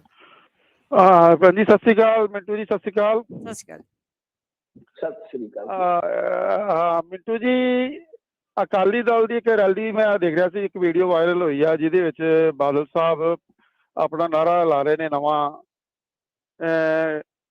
ਬੋਲੇ ਸੋ ਨਿਹਾਲ, ਜੈ Shri Ram, ਹੈਲੋਲੂਇਆ and something else. ਕੀ ਇਹ ਆਪਣੇ ਸੈਕੂਲਰ ਪਾਰਟੀ ਸ਼ੋਅ ਕਰਨਾ ਚਾਹੁੰਦੇ ਆ ਜਾਂ ਮਤਲਬ ਇਹਨਾਂ ਦੀ ਜ਼ੁਬਾਨ ਹੀ ਤਿੜਕ ਗਈ ਹੈ ਇਹਨਾਂ ਦੀ? ਥੈਂਕ ਯੂ ਜੀ। ਵੀਡੀਓ ਮੇਰੇ ਖਿਆਲ ਦੇ ਨਾਲ ਕਾਫੀ ਪੁਰਾਣੀ ਹੈ, ਉਹ ਪੁਰਾਣੀ ਨਹੀਂ ਲੱਗਦੀ ਮੈਨੂੰ ਕਿਸੇ ਪੁਰਾਣੀ, ਉਹ ਪੁਰਾਣੀ ਵੀਡੀਓ ਆ। ਤੇ ਬਿਲਕੁਲ ਗੱਲ ਤੁਹਾਡੀ ਠੀਕ ਆ। ਤੇ ਚਰਨਜੀਤ ਸਿੰਘ ਚੰਨੀ ਹੋਰੀ ਵੀ ਤੇ ਜਾ ਕੇ ਹੁਣ ਐਲਾਨ ਕਰ ਹੀ ਰਹੇ ਨੇ ਨਾ, ਗੁਰਦੁਆਰੇ 'ਚ ਵੀ ਜਾ ਰਹੇ ਆ, ਮੰਦਿਰ 'ਚ ਵੀ ਜਾ ਰਹੇ ਆ, ਈਸਾਈਆਂ ਦੇ ਪ੍ਰੋਗਰਾਮ 'ਚ ਵੀ ਜਾ ਰਹੇ ਆ। ਤੇ ਜੇ ਦੂਸਰੇ ਪਾਸੇ ਤੁਸੀਂ ਦੇਖੋਗੇ ਸਿੱਖੀ ਦੇ ਲਿਹਾਜ਼ ਦੇ ਨਾਲ, ਤਾਂ ਜਿਹੜੇ ਇੱਥੇ ਦੇ ਸਿੱਖ ਵਿਦਵਾਨ ਨੇ ਜਾਂ ਅਕਾਲ ਤਖ਼ਤ ਸਾਹਿਬ ਦੇ ਜਥੇਦਾਰ ਨੇ, ਉਹ ਕਨਵਰਜਨ ਤੇ ਬੜਾ ਇਤਰਾਜ਼ ਪ੍ਰਗਟਾ ਰਹੇ ਨੇ। ਤਾਂ ਇਹ ਕੰਟਰਾਡਿਕਸ਼ਨ ਹੀ ਹੈ। ਪਰ ਰਾਜਨੀਤੀ ਦੇ ਵਿੱਚ ਹੁਣ ਤੁਸੀਂ ਦੇਖੋ, ਸੁਖਬੀਰ ਸਿੰਘ ਬਾਦਲ ਇੱਕ ਪਾਸੇ ਜੇ ਗੱਲ STPC ਦੀ ਹੋਵੇ ਜਾਂ ਕਹਿ ਲਓ ਸਿੱਖ ਵੋਟ ਦੀ ਗੱਲ ਹੋਵੇ ਤਾਂ ਉਹ ਆਪਣੇ ਆਪ ਨੂੰ ਪੰਥਕ ਬਣਾ ਲੈਂਦੇ ਨੇ। ਬਟ ਜੇ ਉਹਨਾਂ ਨੂੰ ਲੋੜ ਨੌਨ ਸਿੱਖ ਵੋਟ ਦੀ ਹੋਵੇ ਤਾਂ ਉਹ ਮੰਦਿਰ ਜਾਣ ਤੇ ਵੀ ਗੁਰੇਜ਼ ਨਹੀਂ ਕਰਨਗੇ, ਉਹ ਇਸ ਤਰ੍ਹਾਂ ਦਾ ਜਕਾਰਾ ਲਾਉਣ ਤੇ ਜਾਂ ਇਸ ਤਰ੍ਹਾਂ ਦਾ ਕੋਈ ਧਾਰਮਿਕ ਸਲੋਗਨ ਵਰਤਣ ਤੇ ਕੋਈ ਇਤਰਾਜ਼ ਨਹੀਂ ਕਰਨਗੇ। ਸੋ ਉਹ ਉਹਨਾਂ ਦੀਆਂ ਰਾਜਨੀਤਿਕ ਜ਼ਰੂਰਤਾਂ ਦੇ ਮੁਤਾਬਕ ਢਲਦਾ ਰਹਿੰਦਾ ਹੈ। ਆਪਾਂ ਦੇਖਿਆ ਕਈ ਮੌਕਿਆਂ ਤੇ ਉਹਨਾਂ ਨੇ ਸ੍ਰੀ ਸਾਹਿਬ ਵੀ ਪਹਿਨਿਆ ਹੁੰਦਾ ਹੈ, ਪਰ ਕਈ ਮੌਕਿਆਂ ਤੇ ਨਹੀਂ। ਤਾਂ ਜਿਹੜਾ ਅੰਮ੍ਰਿਤਧਾਰੀ ਗੁਰਸਿੱਖ, ਮੈਂ ਤਾਂ ਦੇਖੋ ਇਹਨਾਂ ਧਾਰਮਿਕ ਕੋਈ ਗਿਆਤਾ ਨਹੀਂ ਹੈਗਾ ਇਹਨਾਂ ਚੀਜ਼ਾਂ ਦਾ, ਤੇ ਕੋਈ ਵੀ ਅੰਮ੍ਰਿਤਧਾਰੀ ਗੁਰਸਿੱਖ ਮਰਿਆਦਾ ਦੇ ਮੁਤਾਬਕ ਇਸ ਤਰ੍ਹਾਂ ਕਰ ਸਕਦਾ। ਤੁਹਾਨੂੰ ਯਾਦ ਆ ਇੱਕ ਵਾਰੀ ਭਰੀ ਅਸੈਂਬਲੀ ਦੇ ਵਿੱਚ ਪ੍ਰਧਾਨ ਜੀ ਨੂੰ ਚੈਲੰਜ ਹੋ ਗਿਆ ਸੀਗਾ ਕਿ ਤੁਸੀਂ ਆਪਣਾ ਸ੍ਰੀ ਸਾਹਿਬ ਵਿਖਾਓ। ਉਸ ਤੋਂ ਬਾਅਦ ਫਿਰ ਇਹਨਾਂ ਨੇ ਪਹਿਨਣਾ ਸਟਾਰਟ ਕੀਤਾ ਸੀਗਾ। ਸੋ ਕਹਿਣ ਦੀਆਂ ਗੱਲਾਂ ਨੇ ਕਿ ਧਾਰਮਿਕ ਤੌਰ ਤੇ ਇਹ ਚੀਜ਼ਾਂ ਜਿਹੜੀਆਂ ਠੀਕ ਆ, ਕਿ ਜਦੋਂ ਜ਼ਰੂਰਤ ਹੁੰਦੀ ਆ ਇਹ ਪੰਥਕ ਵੀ ਬਣ ਜਾਂਦੇ ਨੇ, ਜਦੋਂ ਜ਼ਰੂਰਤ ਹੁੰਦੀ ਆ ਉਦੋਂ ਇਹ ਜਿਵੇਂ ਤੁਸੀਂ ਸ਼ਬਦ ਇਸਤੇਮਾਲ ਕੀਤਾ ਧਰਮ ਨਿਰਪੱਖਵਾਦੀ ਵੀ ਬਣ ਜਾਂਦੇ ਨੇ। ਪਰ ਇਹ ਵੀ ਕਹਿੰਦੇ ਆ ਕਿ STPC ਦੇ ਕੰਮ 'ਚ ਅਸੀਂ ਦਖਲ ਨਹੀਂ ਦਿੰਦੇ। ਪਰ ਜਿਹੜਾ ਪ੍ਰਧਾਨ ਬਣਦਾ ਵਾ ਉਹ ਤੋਂ ਇੱਕ ਦਿਨ ਪਹਿਲਾਂ ਹੀ ਖਬਰ ਆ ਜਾਂਦੀ ਆ ਕਿ ਸਾਰੇ ਮੈਂਬਰਾਂ ਨੇ ਸਾਰੇ ਅਧਿਕਾਰ ਸੁਖਬੀਰ ਸਿੰਘ ਬਾਦਲ ਨੂੰ ਦੇ ਦਿੱਤੇ ਆ। ਐਡਾ ਵੱਡਾ ਦਖਲ ਹੋਏਗਾ ਕਿ ਇੱਕ ਬੰਦੇ ਕੋਲ ਅਧਿਕਾਰ ਹੈ, ਉਹਨੇ ਪ੍ਰਧਾਨ ਲਾਉਣਾ ਹੈ, ਤੇ ਜਦੋਂ ਪ੍ਰਧਾਨ ਹੀ ਉਹਦੀ ਮਰਜ਼ੀ ਦਾ ਹੋ ਗਿਆ ਫਿਰ ਉਹਨੂੰ ਖੁਦ ਨੂੰ ਦਖਲ ਦੇਣ ਦੀ ਕੀ ਜ਼ਰੂਰਤ ਹੈ? ਦਖਲ ਦੇਣ ਵਾਲਾ ਉੱਥੇ ਬੈਠਾ ਹੈ ਇਸ਼ਾਰਿਆਂ ਤੇ। ਬਿਲਕੁਲ ਜੀ ਬਿਲਕੁਲ, ਚਿੱਟਾ ਨੰਗਾ ਝੂਠ। ਅੱਗੇ ਗਗਨਦੀਪ। ਹਾਂਜੀ ਭੈਣ ਜੀ ਸਤਿ ਸ਼੍ਰੀ ਅਕਾਲ। ਮਿੰਟੂ ਭਾਜੀ ਸਤਿ ਸ਼੍ਰੀ ਅਕਾਲ ਜੀ। ਸਤਿ ਸ਼੍ਰੀ ਅਕਾਲ। ਸਤਿ ਸ੍ਰੀ ਅਕਾਲ ਜੀ। ਹਾਂਜੀ ਭਾਜੀ, ਮੈਂ ਚਲੋ ਤੁਹਾਡਾ ਓਪੀਨੀਅਨ ਹੀ ਲੈਣਾ ਸੀ ਕਿਉਂਕਿ ਹੁਣ ਇਲੈਕਸ਼ਨ ਆਉਣ ਵਾਲੇ ਆ ਪੰਜਾਬ 'ਚ, ਵੀ ਆਪਣੇ ਪੰਜਾਬ 'ਚ ਫਿਰ ਵੀ ਚਲੋ ਐਜੂਕੇਸ਼ਨ ਠੀਕ ਆ, ਵੀ ਚਲੋ ਉਹ ਸਕੂਲਾਂ ਦੀ ਗੱਲ ਵੱਖਰੀ ਆ, ਪਰ ਲੋਕੀ ਕਿਉਂ ਨਹੀਂ ਮਤਲਬ ਵੀ ਬੰਦੇ ਨੂੰ ਵੋਟ ਕਿਉਂ ਨਹੀਂ ਪਾਉਂਦੇ? ਕਿਉਂਕਿ ਪਾਰਟੀਆਂ ਮਗਰ ਚਲੋ ਆਪਾਂ ਮੰਨਦੇ ਹਾਂ ਸ਼ੁਰੂ ਤੋਂ ਇਹ ਥੋੜਾ ਹੁੰਦਾ ਹੀ ਆ ਪਿੰਡਾਂ 'ਚ, ਹਨਾ ਭਾਜੀ, ਵੀ ਮੈਂ ਸ਼ੁਰੂ ਤੋਂ ਆਵਾਂ ਤੇ ਆਵਾਂ ਸਾਰਾ ਪਰਿਵਾਰ ਉਹਦੇ ਨਾਲ ਹੀ ਰਹਿੰਦਾ, ਪਰ ਹੁਣ ਇੰਨਾ ਐਜੂਕੇਸ਼ਨ ਹੋ ਗਈ, ਇੰਨਾ ਤੁਸੀਂ ਹੋ ਗਏ ਗਾਂਹ, ਉਹਨਾਂ ਨੂੰ ਥੋੜਾ ਚੇਂਜ ਹੋਣਾ ਚਾਹੀਦਾ ਵੀ ਤੁਸੀਂ ਬੰਦੇ ਨੂੰ ਵੇਖ ਕੇ ਵੋਟ ਪਾਓ, ਉਸ ਬੰਦੇ ਤੋਂ ਤੁਸੀਂ ਜਵਾਬ ਵੀ ਮੰਗ ਸਕਦੇ ਆ ਕਿ ਨਹੀਂ। ਹਾਂਜੀ ਭਾਈ, ਥੈਂਕ ਯੂ ਜੀ। ਥੈਂਕ ਯੂ ਜੀ। ਨਹੀਂ ਜ਼ਰੂਰ ਹੌਲੀ ਹੌਲੀ ਹੋਏਗਾ। ਤੁਸੀਂ ਇੱਕ ਚੀਜ਼ ਨੋਟ ਕਰੋ ਕਿ ਪਾਰਟੀਆਂ ਦੇ ਵੋਟ ਬੈਂਕ ਤੋਂ ਇਲਾਵਾ ਜੇ ਆਪਾਂ ਦੇਖੀਏ ਤਾਂ ਅੱਜ ਦੀ ਤਰੀਕ ਦੇ ਵਿੱਚ ਜੇ ਰਵਾਇਤੀ ਪਾਰਟੀਆਂ ਦਾ ਵੋਟ ਬੈਂਕ ਤੁਸੀਂ ਇੱਕ ਸਾਈਡ ਤੇ ਕੱਢਦੇ ਹੋ ਤਾਂ ਵਿਰੋਧ ਦੀ ਵੋਟ ਕਿੰਨੀ ਹੈ ਉਹਨੂੰ ਕਾਊਂਟ ਕਰਕੇ ਦੇਖੋ। ਹਾਂ, ਇਹ ਗੱਲ ਹੈ ਕਿ ਉਹ ਵੋਟ ਵੱਖ-ਵੱਖ ਹਿੱਸਿਆਂ 'ਚ ਵੰਡੀ ਜਾਂਦੀ ਹੈ। ਉਹਨਾਂ ਨੂੰ ਵੰਡਣ ਵਾਸਤੇ ਵੱਖ-ਵੱਖ ਧੜੇ ਖੜੇ ਕੀਤੇ ਜਾਂਦੇ ਚਲਾਕੀ ਨਾਲ ਕਿ ਉਹ ਵੋਟ ਇੱਕ ਥਾਂ ਤੇ ਨਹੀਂ ਜਾਵੇ। ਇਸੇ ਤਰ੍ਹਾਂ ਲੋਕਾਂ ਨੂੰ ਵੰਡਣ ਦਾ ਕੰਮ ਕੀਤਾ ਜਾਂਦਾ ਹੈ ਜ਼ਾਤ ਪਾਤ ਦੇ ਨਾਂ ਤੇ, ਧਰਮ ਮਜ਼ਹਬ ਦੇ ਨਾਂ ਤੇ, ਕਿ ਉਹ ਇਕੱਠੇ ਹੋ ਕੇ ਇੱਕ ਪਾਸੇ ਵਿਰੋਧਤਾ ਨਾ ਕਰਦੇ ਨੇ। ਸੋਚ ਕੇ ਦੇਖੋ ਤੁਸੀਂ, ਭਾਰਤੀ ਜਨਤਾ ਪਾਰਟੀ 37% ਵੋਟ ਲੈ ਕੇ ਜਾਂਦੀ ਹੈ, ਸਰਕਾਰ ਬਣਾਉਂਦੀ ਆ, 63% ਵੋਟ ਜਿਹੜੀ ਹੈ ਉਹਨੂੰ ਨਹੀਂ ਪਈ। 7-6% ਉਹਦੇ ਜਿਹੜੇ ਹੋਰ ਕਹਿ ਲਓ ਅਲਾਈਜ਼ ਨੇ ਉਹ ਲੈ ਗਏ, ਤਾਂ ਬਾਕੀ ਕਿੰਨੀ ਰਹੀ? 57% ਵਿਰੋਧ ਦੀ ਵੋਟ ਆ। ਫਸਟ ਵੋਟ ਪਾਸ ਸਿਸਟਮ ਦੇ ਵਿੱਚ ਇਹੀ ਚੀਜ਼ ਹੁੰਦੀ ਹੈ। ਤਾਂ ਇਸ ਚੀਜ਼ ਦਾ ਫਾਇਦਾ ਔਰ ਇਹ ਚੀਜ਼ ਜਿਹੜੀ ਹੁੰਦੀ ਆ ਵੋਟ ਵੰਡਵੀਂ, ਇਹ ਤਾਂ ਦੇਖੋ ਜੇ ਕੋਈ ਜਿੰਨਾ ਮਰਜ਼ੀ ਪੜ ਜਾਵੇ ਕਿ ਆਪਣੇ ਵਿਚਾਰ 5 ਬੰਦਿਆਂ ਦੇ ਇੱਕਸਾਰ ਹੋ ਸਕਦੇ ਆ, ਕਦੇ ਨਹੀਂ ਹੋ ਸਕਦੇ। ਮੈਂ ਕੁਝ ਹੋਰ ਸੋਚੂਗਾ, ਤੁਸੀਂ ਕੁਝ ਹੋਰ ਸੋਚੋਗੇ। ਜ਼ਿਆਦਾ ਪੜ੍ਹੇ ਲਿਖੇ ਬੰਦੇ ਵੀ ਕਦੇ ਇੱਕਮਤ ਨਹੀਂ ਹੁੰਦੇ, ਉਹ ਵੀ ਇੱਕ ਵਿਚਾਰਧਾਰਾ ਨੂੰ ਫੋਲੋ ਨਹੀਂ ਕਰਦੇ। ਬਿਲਕੁਲ ਹੌਲੀ ਹੌਲੀ ਬੰਦੇ ਜਿਹੜੇ ਜਿੱਦਾਂ ਚੰਗੇ ਮੋਢੀ ਬੰਦੇ ਜਿਹਨਾਂ ਨੂੰ ਆਪਾਂ ਕਹਿੰਦੇ ਆ ਕਿਸੇ ਪਾਰਟੀ ਨੂੰ ਖੜਿਆਂ ਕਰਨ ਦੇ ਜਾਂ ਕਿਸੇ ਲਹਿਰ ਨੂੰ ਉਸਾਰਨ ਦੇ, ਉਹ ਮੋਢੀ ਬੰਦੇ ਜਦੋਂ ਅੱਗੇ ਲੱਗਣਗੇ, ਅੱਜ ਤਾਂ ਅਸੀਂ ਇਹੀ ਦੇਖਦੇ ਆ ਨਾ, ਕੋਈ 4 ਦਿਨ ਕੰਮ ਕਰਦਾ ਕਿਸੇ ਲਹਿਰ ਦੇ ਵਿੱਚ, 5ਵੇਂ ਦਿਨ ਨੂੰ ਜਾਂ ਤਾਂ ਆਪਣਾ ਧੜਾ ਬਣਾ ਲੈਂਦਾ ਜਾਂ ਉਹ ਕਹਿੰਦਾ ਕਿ ਮੈਨੂੰ ਜਿਤਾਓ, ਸਿੱਧੇ ਤੌਰ ਤੇ ਵੋਟ ਮੰਗ ਲੈਂਦਾ। ਲੋਕਾਂ ਦਾ ਉਹ ਕਹਿ ਲਓ ਕਿ ਯਕੀਨ ਜਾਂ ਨਹੀਂ ਬਚਦਾ ਕਿ ਹਾਂ ਸਾਡਾ ਲੀਡਰ ਆ। ਤਾਂ ਉਹ ਜਿਵੇਂ ਇੱਕ ਤਰ੍ਹਾਂ ਨਾਲ ਕਹਿ ਲਓ ਕਿ ਸਾਨੂੰ ਇੱਕ ਐਸੇ ਲੀਡਰ ਦੀ ਜ਼ਰੂਰਤ ਹੈ ਜਾਂ ਐਸੀ ਲੀਡਰਸ਼ਿਪ ਦੀ ਜ਼ਰੂਰਤ ਆ ਜਿਹਦੇ 'ਚ ਕੁਆਲਿਟੀ ਹੋਵੇ, ਜੋ ਲਾਲਚੀ ਨਾ ਹੋਵੇ, ਉਹਦੀ ਕੁਆਲਿਟੀ ਹੋਵੇ। ਤਾਂ ਜਦੋਂ ਉਹ ਆਏਗਾ ਤਾਂ ਮੇਰੇ ਖਿਆਲ ਦੇ ਨਾਲ ਇਹ ਸ਼ਿਕਵਾ ਜਿਵੇਂ ਆਪਣਾ ਦੂਰ ਹੋਇਆ ਪਿਆ ਕਿ ਪੰਜਾਬੀ ਤੇ ਬਿਲਕੁਲ ਅੱਗੇ ਜਿਵੇਂ ਇੱਕ ਆਮ ਹੀ ਅਸੀਂ ਗੁੱਸਾ ਕੱਢਦੇ ਸੀ ਕਿ ਬੋਤਲ ਤੇ ਵਿਕ ਜਾਂਦੇ ਆ। ਤੁਸੀਂ ਇਹ ਦੇਖ ਲਓ ਕਿ ਐਤਕੀ ਨਹੀਂ ਖਰੀਦ ਲਿਆ ਮੋਦੀ ਨੇ ਇਹਨਾਂ ਨੂੰ, ਕਿੰਨਾ ਕੁਛ ਹੋਇਆ। ਐਤਕੀ ਨਹੀਂ ਡਰਾ ਲਿਆ, ਕੁਛ ਨਹੀਂ ਆ। ਠੀਕ ਆ, ਜਿਹੜੇ ਲੋਕ ਗਰਜਾਮੰਦ ਲੋਕ ਆ ਜਾਂ ਲਾਲਚੀ ਕਿਸਮ ਦੇ ਲੋਕ ਆ ਉਹ ਕਰਦੇ ਨੇ, ਔਰ ਦੁਨੀਆ ਦੇ ਹਰੇਕ ਕੋਨੇ 'ਚ ਜਿੱਥੇ ਕਿਤੇ ਇਹੋ ਜਿਹੇ ਲੋਕ ਹੁੰਦੇ ਆ ਉਹਨਾਂ ਨੂੰ ਖਰੀਦਣ ਵਾਲੇ ਵੀ ਆ ਜਾਂਦੇ ਆ ਤੇ ਜਿਹੜੇ ਵਿਕਣ ਲਈ ਤਿਆਰ ਆ ਉਹ ਵੀ ਤਿਆਰ ਹੁੰਦੇ ਆ। ਪਰੰਤੂ ਜੇ ਤੁਸੀਂ ਪੰਜਾਬੀ ਪੀੜ੍ਹੀ ਨੂੰ ਦੇਖੋਗੇ, ਅੱਜ ਦੀ ਨੌਜਵਾਨ ਪੀੜ੍ਹੀ ਨੂੰ ਦੇਖੋਗੇ, ਬਹੁਤ ਅਵੇਅਰਨੈਸ ਆ। ਔਰ ਨੋਟਾਂ ਨੂੰ ਤੁਸੀਂ ਦੇਖੋ ਐਤਕੀ ਕਿੰਨੀ ਵੋਟ ਪੈਂਦੀ ਆ, ਨੋਟਾਂ ਨੂੰ ਵੀ ਕਾਫੀ ਵੋਟ ਪਾਏਗੀ। ਪਰ ਰੌਲਾ ਇਹ ਆ ਕਿ ਵਿਰੋਧ ਦੀ ਵੋਟ ਬਹੁਤ ਆ ਪਰ ਉਹਨੂੰ ਵੰਡਣ ਵਾਲੇ ਵੀ ਬਹੁਤ ਆ ਗਏ ਉਹਨਾਂ ਵਿੱਚ। ਬਿਲਕੁਲ ਜੀ, ਕੋਈ ਸ਼ੱਕ ਨਹੀਂ। ਕੇਵਲ ਸਿੰਘ ਜੀ। ਹੈਲੋ, ਸਤਿ ਸ੍ਰੀ ਅਕਾਲ ਜੀ। ਵਾਹਿਗੁਰੂ ਦਾ ਖਾਲਸਾ, ਵਾਹਿਗੁਰੂ ਜੀ ਕੀ ਫਤਿਹ ਜੀ। ਹਾਂਜੀ, ਮੈਂ ਦੱਸਣਾ ਚਾਹੁੰਦਾ ਆ, ਦੇਖੋ ਜਿਹੜੇ ਬਾਦਲ ਦੀ ਗੱਲ ਆ, ਉਹਨੇ ਬੱਕਰੀ ਪਾਕਿਸਤਾਨ ਤੋਂ ਮੰਗਾਈ ਆ, ਉਹ ਵੀ ਦੁੱਧ ਪੀਂਦਾ ਆ ਤੇ ਨਾਲੇ ਕੋਈ ਗਾਂ ਮੰਗਾਈ ਆ ਤੇ ਉਹ ਹੋ ਗਿਆ ਜਵਾਨ। ਉਹਨੇ ਦੁਬਾਰਾ ਪੰਜਾਬੀ ਸੂਬੇ ਦੀ ਲਹਿਰ ਸ਼ੁਰੂ ਕਰਾ ਦੇਣੀ, ਉਹ ਜਵਾਨ ਹੋ ਗਿਆ ਆ। ਤਾਂ ਬਸ ਫਿਰ ਤੁਸੀਂ ਦੇਖ ਲਓ ਵੀ ਜਿਹੜਾ ਬਾਕੀ ਪੰਜਾਬ ਦਾ ਅੱਧਾ ਹਿੱਸਾ ਉਹ ਹਰਿਆਣੇ ਵਿੱਚ ਚਲੇ ਜਾਊਗਾ ਤੇ ਬਾਕੀ ਤੁਸੀਂ ਗੀਤ ਗਾਈ ਜਾਇਓ। ਤੋ ਇੱਕ ਤਾਂ ਇਹਦੀ ਬਾਦਲ ਦੀ ਗੱਲ ਹੋ ਗਈ। ਇੱਕ ਮੈਂ ਹੁਣ ਅੱਗੇ ਅਮਰਿੰਦਰ ਦੀ ਗੱਲ ਦੱਸਦਾ ਹਾਂ। ਦੇਖੋ, ਅਮਰਿੰਦਰ ਜੇਕਰ ਕਾਬਲ ਹੈ ਚੀਫ ਮਿਨਿਸਟਰ ਤੇ ਉਹਨੂੰ 6 ਬੰਦੇ ਐਡਵਾਈਜ਼ਰ ਦੀ ਕੀ ਲੋੜ ਹੈ? ਤੁਸੀਂ ਪੁਰਾਣੇ ਵੇਲੇ ਤੋਂ ਦੇਖੋ, ਕੈਰੋਂ ਦੇ ਵੇਲੇ ਜਾਂ ਹੋਰ ਜਿਹੜੇ ਗਏ ਚੀਫ ਮਿਨਿਸਟਰ, ਕਿਹਨਾਂ ਕੋਲ ਐਡਵਾਈਜ਼ਰ ਹੁੰਦੇ ਸੀਗੇ? ਮੈਂ ਕੈਰੋਂ ਦੇ ਘਰ ਬੈਠਾ ਸੀ, ਕੈਰੋਂ ਦੇ ਕੋਲ ਫਾਈਲਾਂ ਸੀ। ਮੈਂ ਉਦੋਂ 8ਵੀਂ 9ਵੀਂ 'ਚ ਪੜ੍ਹਦਾ ਸੀਗਾ। ਉਹਦੇ ਕੋਲ ਢੇਰ ਫਾਈਲਾਂ ਦਾ ਪਿਆ ਹੋਇਆ ਸੀ ਜਿਹੜਾ ਕਿ ਉਹ ਰਾਤ ਕੰਮ ਕਰਦਾ ਰਿਹਾ। ਇੱਦਾਂ ਹੀ ਦਰਬਾਰਾ ਸਿੰਘ ਦੇ ਘਰ ਮੈਂ ਰਾਤ ਰਿਹਾ ਸੀ, ਉਹ ਵੀ ਕਰਦਾ ਰਿਹਾ। ਪਰ ਇਹਨੂੰ ਦੱਸੋ ਵੀ ਇਹਨੇ ਕਿਹੜੀ ਫਾਈਲ ਖੋਲੀ ਆ? ਇਹ ਸਾਰੇ ਗੀਤ ਗਾਉਂਦਾ ਆ, ਇਹ ਰਾਜਾ ਬਣਿਆ ਹੋਇਆ, ਕੀ ਇਹਨੇ ਪੰਜਾਬ ਦਾ ਸਵਾਰਿਆ ਆ? ਦੂਜੀ ਗੱਲ ਹੋਰ ਲੈ ਲਓ, ਇਹ ਕਹਿੰਦਾ ਮੈਂ ਫੌਜ ਵਿੱਚ ਸੀਗਾ 1971 ਦੇ ਵਿੱਚ। ਇਹ ਕਾਲੀਆ ਇੱਕ ਕਮਾਂਡਰ ਉਹਦੇ ਨਾਲ ਰਿਹਾ ਤੇ ਮੋਰਚੇ 'ਚ ਲੁਕਿਆ ਰਿਹਾ। ਇਹਨੂੰ ਪੁੱਛੋ ਵੀ ਕਿੰਨੀਆਂ ਗੋਲੀਆਂ ਸੰਨ 71 ਦੇ ਵਿੱਚ ਲੜਾਈ ਵਿੱਚ ਇਹਨੇ ਚਲਾਈਆਂ ਆ। ਇਹਨੂੰ ਪੁੱਛੋ ਵੀ 1971 ਦੇ ਵਿੱਚ ਕਿੰਨੀਆਂ ਗੋਲੀਆਂ ਚਲਾਈਆਂ। ਇਹ ਤਾਂ ਸੁੱਤਾ ਪਿਆ ਰਿਹਾ, ਇਹਨੇ ਕੋਈ ਕੰਮ ਨਹੀਂ ਮੈਨੂੰ ਕਾਲੀਏ ਨੇ ਦੱਸਿਆ ਆਪ। ਤੇ ਇਸ ਕਰਕੇ ਦੂਜੀ ਗੱਲ ਇਹ ਜਿਹੜੇ 6-7 ਬੰਦੇ ਰੱਖੇ, ਉਹ ਇਹਦੇ ਕੋਲ ਕਿਹੜੀ ਐਗਜ਼ੈਕਟਿਵ ਪਾਵਰ ਆ ਜਿਹਦੇ ਨਾਲ ਇਹ ਉਹਨਾਂ ਨੂੰ ਹਾਇਰ ਰੱਖ ਸਕਦਾ ਆ। ਉਹਦੇ ਵਿੱਚ ਤਾਂ ਅਸੈਂਬਲੀ ਵਿੱਚ ਇਹ ਮਤਾ ਪਾਸ ਹੋਵੇ ਤਾਂ ਇਹ ਰੱਖ ਸਕਦਾ। ਇਹਦੇ ਕੋਲ ਕੋਈ ਪਾਵਰ ਹੀ ਨਹੀਂ ਹੈ, ਐਗਜ਼ੈਕਟਿਵ ਪਾਵਰ ਥੋੜੋ ਆ। ਥੈਂਕ ਯੂ ਕੇਵਲ ਸਿੰਘ ਇਹ ਜੀ। ਬੰਦਿਆਂ ਨੂੰ ਨਹੀਂ ਹਾਇਰ ਕਰ ਸਕਦਾ। ਚੰਗਾ, ਸਤਿ ਸ੍ਰੀ ਅਕਾਲ ਜੀ। ਥੈਂਕ ਯੂ, ਸਤਿ ਸ਼੍ਰੀ ਅਕਾਲ ਜੀ। ਹਾਂਜੀ, ਨਹੀਂ ਸਰ, ਹੁਣ ਤਾਂ ਕੁਝ ਵੀ ਨਹੀਂ ਹੈਗਾ, ਹੁਣ ਤੇ ਕੁਝ ਵੀ ਨਹੀਂ ਹੈ, ਹੁਣ ਨਹੀਂ ਹੈ। ਉਸ ਟਾਈਮ ਇਹਦੇ ਕੋਲ ਤਕਰੀਬਨ 22 ਤੋਂ 30 ਦੇ ਵਿੱਚ ਸਲਾਹ ਕਰ ਰਹੇ ਨੇ, ਜਿਸ ਟਾਈਮ ਵੀ ਤੁਸੀਂ ਗੱਲ ਕਰ ਰਹੇ ਹੋ, ਜਦੋਂ ਪਾਵਰ ਦੇ ਵਿੱਚ ਸੀਗਾ ਅਮਰਿੰਦਰ ਸਿੰਘ। ਤੇ ਬਾਕੀ ਮੈਨੂੰ ਨਹੀਂ ਪਤਾ, ਕਿਉਂਕਿ ਸਾਡੇ ਜੰਮਣ ਤੋਂ ਪਹਿਲਾਂ ਦੀਆਂ ਗੱਲਾਂ ਨੇ ਸਰ। ਤੁਹਾਡੀ ਉਮਰ ਕਾਫੀ ਲੱਗਦੀ ਹੈ, ਤੁਹਾਡਾ ਤਜਰਬਾ ਵੀ ਮੈਨੂੰ ਖਾਸਾ ਵੱਡਾ ਲੱਗਦਾ ਕਿ ਤੁਸੀਂ ਇਹੋ ਜਿਹੇ ਚੀਫ ਮਿਨਿਸਟਰ ਜਿਨ੍ਹਾਂ ਦੀ ਗੱਲ ਹੁੰਦੀ ਹੈ ਪੰਜਾਬ 'ਚ, ਤੁਸੀਂ ਉਹਨਾਂ ਦੇ ਨਾਲ ਰਹੇ ਹੋ ਜਾਂ ਉਹਨਾਂ ਦੇ ਕੋਲ ਜਾਂ ਉਹਨਾਂ ਦਾ ਕੰਮ ਦੇਖਿਆ ਤੁਸੀਂ, ਤਾਂ ਤੁਸੀਂ ਬਿਹਤਰ ਜਾਣਦੇ ਹੋਗੇ ਉਸ ਸਮੇਂ ਦੀ ਤਥਾਤਮਕ ਪੋਜੀਸ਼ਨ ਕੀ ਰਹੀ ਹੈ।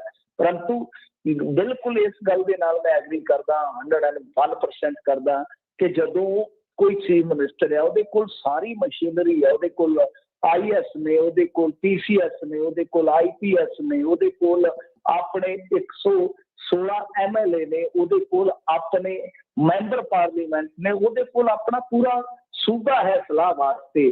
ਤੇ ਫਿਰ ਇਹ ਸਿਰਫ ਤੇ ਸਿਰਫ ਖਾਣ ਬਾਣ ਦੇ ਬਹਾਨੇ ਹੈ ਜੀ। ਮੈਂ ਤੁਹਾਨੂੰ ਇੱਕ ਹੋਰ ਗੱਲ ਦੱਸ ਦਿੰਦਾ, ਇਹਦੇ ਚਲੋ ਉਤਲੀਆਂ ਗੱਲਾਂ ਜਿਹੜੀਆਂ ਆਪਾਂ ਨੂੰ ਪਤਾ ਲੱਗ ਜਾਂਦੀਆਂ ਨੇ। ਸਾਡੇ ਇੱਥੇ ਇੰਨੀ ਲੁੱਟ ਆ ਕਿ ਆ ਜੀ ਇੱਕ MLA ਨੂੰ PA ਦੇ ਦਿਓ, ਇੱਕ ਡਰਾਈਵਰ ਦੇ ਦਿਓ, ਇੱਕ ਸੈਕਟਰੀ ਦੇ ਦਿਓ, ਇੱਕ ਦਫ਼ਤਰ ਦਾ ਦੇ ਦਿਓ। ਉਹ ਕੌਣ ਹੁੰਦਾ? ਇੱਕ ਮਾਸੀ ਦਾ ਮੁੰਡਾ, ਇੱਕ ਚਾਚੀ ਦਾ ਮੁੰਡਾ, ਇੱਕ ਤਾਏ ਦਾ ਮੁੰਡਾ, ਇੱਕ ਕੋਈ ਇੱਧਰੋਂ ਉੱਧਰੋਂ ਹਮਸਾਏ ਦਾ ਮੁੰਡਾ, ਬਸ ਪੂਰਾ ਹੋ ਗਿਆ ਜੀ ਸਟਾਫ। ਇਹ ਇਸ ਤਰ੍ਹਾਂ ਹੀ ਕਰਦੇ ਆ। ਇਹ ਇੱਥੇ ਇੰਨੀ ਲੁੱਟ ਆ ਕਿ 2 ਲੱਖ ਰੁਪਏ ਤੱਕ ਦਾ ਬਿੱਲ ਇਹ ਕਹਿ ਕੇ ਉੱਥੋਂ ਲੈ ਲੈਂਦੇ ਆ ਕਿ ਮੈਂ ਘੁੰਮਣ ਗਿਆ ਸੀ। ਇਹ ਵੀ ਦੱਸਣ ਦੀ ਜ਼ਰੂਰਤ ਨਹੀਂ ਹੈ ਕਿ ਤੂੰ ਟਿਕਟ ਕਿੱਥੋਂ ਦੀ ਕਟਾਈ ਸੀ। ਇਹ ਬੜੀਆਂ ਲੁੱਟਾਂ ਨੇ। ਸੋ ਇਹ ਆਪਣੇ ਨਾਲ ਦਿਆਂ ਨੂੰ, ਮਿੱਤਰ ਮੰਡਲੀ ਨੂੰ, ਚਿਮਚਿਆਂ ਨੂੰ, ਯਾਰਾ ਵਗੈਰਾ ਨੂੰ ਨਾਲ ਉੱਥੇ ਖਵਾਉਣ ਪਿਆਉਣ ਵਾਸਤੇ ਉਹ ਦਰਜਾ ਦਵਾ ਦਿੰਦੇ ਆ। ਜਿਵੇਂ ਇੱਕ ਕੈਬਨਿਟ ਮਿਨਿਸਟਰ ਨੂੰ ਸਹੂਲਤਾਂ ਮਿਲਦੀਆਂ, ਉਹ ਸਲਾਹਕਾਰ ਨੂੰ ਵੀ ਮਿਲੀ ਜਾਂਦੀ ਆ। ਹੋਰ ਇਹਨਾਂ ਦੀ ਸਵਾਦ ਹੀ ਦੇਣੀ ਹੈ। ਇੱਕ ਵਾਰੀ ਅਕਾਲੀਆਂ ਦੇ ਰਾਜ ਦੇ ਵਿੱਚ RTI ਪਾਈ ਗਈ ਸੀ ਕਿ ਬਾਦਲ ਸਾਹਿਬ ਦੇ ਕੋਲ ਜਿਹੜੀ ਸਲਾਹਕਾਰਾਂ ਦੀ ਫੌਜ ਆ, ਉਹਨੇ ਕਿੰਨੀਆਂ ਕੁ ਸਲਾਹਾਂ ਦਿੱਤੀਆਂ ਨੇ ਹੁਣ ਤੱਕ। ਤਾਂ ਸੱਚ ਜਾਣਿਓ, ਜਵਾਬ ਇਹ ਸੀਗਾ ਕਿ ਰਿਕਾਰਡ ਦੇ ਵਿੱਚ ਕੋਈ ਸਲਾਹ ਨਹੀਂ, ਜ਼ਬਾਨੀ ਕਲਾਮੀ ਦਾ ਪਤਾ ਨਹੀਂ।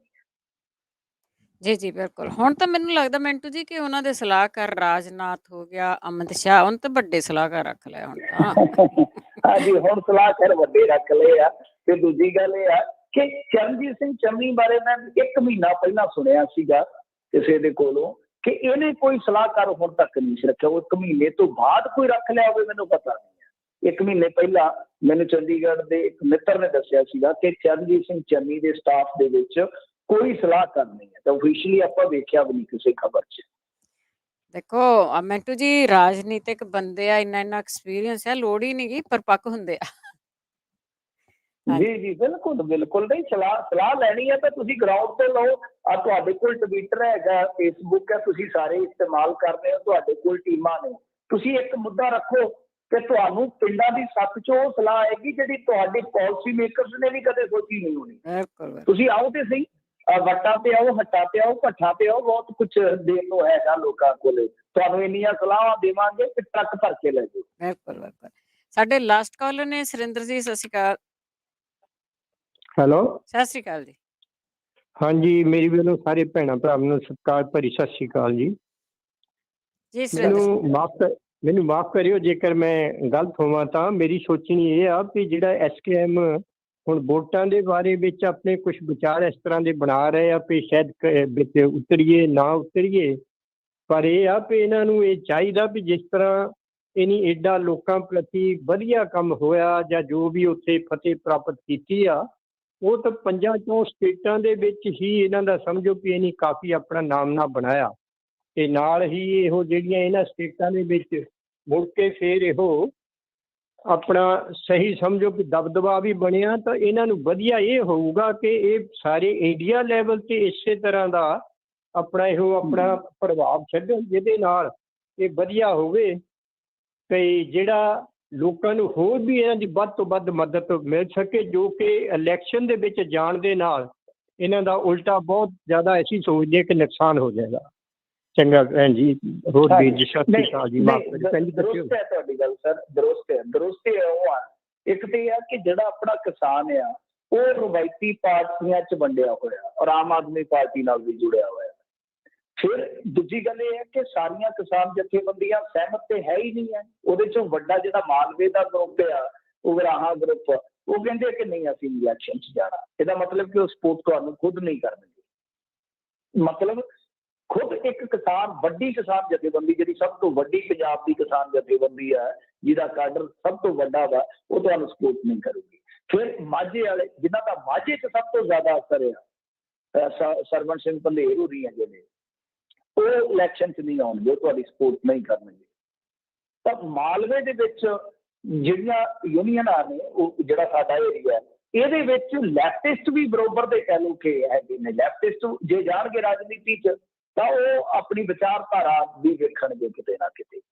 ਤਾਂ ਕਹਿਣ ਦਾ ਮਤਲਬ ਇਹ ਹੈ ਕਿ ਤੁਸੀਂ ਖੁਦ ਹੀ ਵੰਡੇ ਪਏ ਹੋ, ਔਰ ਵੰਡੀ ਹੋਈ ਸ਼ਕਤੀ ਜੇ ਤੁਸੀਂ ਇੰਨੇ ਘੱਟ ਸਮੇਂ 'ਚ ਜਾ ਕੇ ਲਾਓਗੇ ਇਲੈਕਸ਼ਨ ਦੇ, ਤੇ ਜੇ ਤੁਸੀਂ ਅਸਫਲ ਹੋ ਗਏ ਤਾਂ ਇੱਕ ਮਿਹਣਾ ਬਣ ਜਾਏਗਾ, ਬਿਲਕੁਲ ਐਕਸਪੋਜ਼ ਹੋ ਜਾਏਗੀ ਰਾਜਨੀਤੀ ਤੁਹਾਡੀ। ਤੇ ਉਹਦੇ ਨਾਲੋਂ ਚੰਗਾ ਹੈ ਕਿ ਬਿਲਕੁਲ ਜਿੱਦਾਂ ਤੁਹਾਡੀ ਸਲਾਹ, ਮੈਨੂੰ ਤਾਂ ਲੱਗਦਾ ਕਿ ਇਹੀ ਦਰੁਸਤ ਨਜ਼ਰ ਆਉਂਦੀ ਹੈ ਕਿ ਸਮਾਂ ਇੱਕ ਤੇ ਥੋੜਾ ਇੱਕ ਏਕਾ ਨਹੀਂ ਹੋ ਪਾ ਰਿਹਾ, ਕਿਉਂਕਿ ਗੁਰਨਾਮ ਸਿੰਘ ਚੜੂਲੀ ਆਲਰੇਡੀ ਮੈਦਾਨ ਦੇ ਵਿੱਚ ਆ ਗਏ। ਤਾਂ ਤੁਸੀਂ ਆਪ ਹੀ ਅੰਦਾਜ਼ਾ ਲਾ ਲਓ ਕਿ ਕਿੰਨੇ ਗਰੁੱਪ ਵੰਡੇ ਗਏ। ਕੋਈ ਕਹਿੰਦਾ ਕਿ ਮੈਂ ਇਲੈਕਸ਼ਨ 'ਚ ਨਹੀਂ ਸਪੋਰਟ ਕਰਨੀ, ਕੋਈ ਕਹਿੰਦਾ ਮੈਂ ਕਰਨੀ ਹੈ, ਕੋਈ ਕਹਿੰਦਾ ਜੇ ਕਰਨੀ ਹੈ ਤਾਂ ਮੈਂ ਇਸ ਗਰੁੱਪ ਨੂੰ ਕਰਨੀ ਹੈ। ਤਾਂ ਬਹਰਹਾਲ ਮੇਰੇ ਖਿਆਲ ਦੇ ਨਾਲ ਬਹੁਤ ਔਖਾ ਹੋਏਗਾ ਜੇ ਇਲੈਕਸ਼ਨ ਲੜਨਾ ਵੀ ਹੈ। ਤਾਂ ਮੇਰੀ ਸਲਾਹ ਇਹ ਹੈ ਕਿ ਰੂਰਲ ਪੰਜਾਬ ਦੀਆਂ ਨਰੋਏ ਪੇਂਡੂ ਸੀਟਾਂ ਟਾਰਗੇਟ ਕਰ ਲੈਣ 5-10। ਜੇ ਉਹ 10 ਵੀ ਸੀਟਾਂ ਕੱਢ ਜਾਂਦੇ ਆ ਤੇ ਇਹਨਾਂ ਦੇ ਬੰਦੇ ਇਮਾਨਦਾਰ ਹੋਣ, ਦਦਾਗ ਬੰਦੇ ਹੋਣ, ਦਲੇਰ ਹੋਣ, ਜ਼ਮੀਰਦਾਰ ਬੰਦੇ ਹੋਣ, ਉਹ 10-15 ਜੇ ਵਧਾਏ ਕੇ ਜਿਤਾ ਲੈਂਦੇ ਆ, ਇੱਕ ਹੋ ਕੇ 10-15 ਜਿਤਾ ਲੈਂਦੇ ਆ, ਤਾਂ ਕਿੰਗ ਮੇਕਰ ਦੀ ਪੋਜੀਸ਼ਨ 'ਚ ਵੀ ਹੋ ਸਕਦੇ ਆ, ਤਾਂ ਫਿਰ ਬਹੁਤ ਕੁਝ ਲੈ ਵੀ ਲਿਖ ਸਕਦੇ। ਪਰ ਉਹਦੇ ਬਾਰੇ ਤਾਂ ਆਪਾਂ ਪਹਿਲਾਂ ਹੀ ਸੁਣ ਲਿਆ ਇਹਨਾਂ ਦਾ ਬਿਆਨ ਕਿ ਅਸੀਂ ਭਾਈ ਖਰੀਦੋ ਫਰੋਖਤ ਤੋਂ ਵੀ ਡਰਦੇ ਹਾਂ। ਬਿਲਕੁਲ ਜੀ, ਬਿਲਕੁਲ, ਉਹ ਆਪਣੇ ਥਾਂ ਦਰੁਸਤ ਹੈ। ਬਹੁਤ ਬਹੁਤ ਧੰਨਵਾਦ ਮਿੰਟੂ ਗੁਰਸਰੀਆ ਜੀ। ਜੀ ਸ਼ੁਕਰੀਆ। ਤੇ ਸਰੋਤੇ ਸਨ ਮਿੰਟੂ ਗੁਰਸਰੀਆ ਜੀ, ਸਾਡੇ ਨਾਲ ਜੁੜਦੇ ਨੇ, ਕਰਦੇ ਨੇ ਖਬਰਾਂ। ਇਸੇ ਦੇ ਨਾਲ ਸਾਡਾ ਅੱਜ ਦਾ ਬੁਲਟਨ ਇੱਥੇ ਹੀ ਸਮਾਪਤ। ਬਲਵਿੰਦਰ ਕੌਰ ਵੱਲੋਂ ਵੀ ਆਪ ਸਭ ਨੂੰ ਹੀ ਸਤਿ ਸ੍ਰੀ ਅਕਾਲ।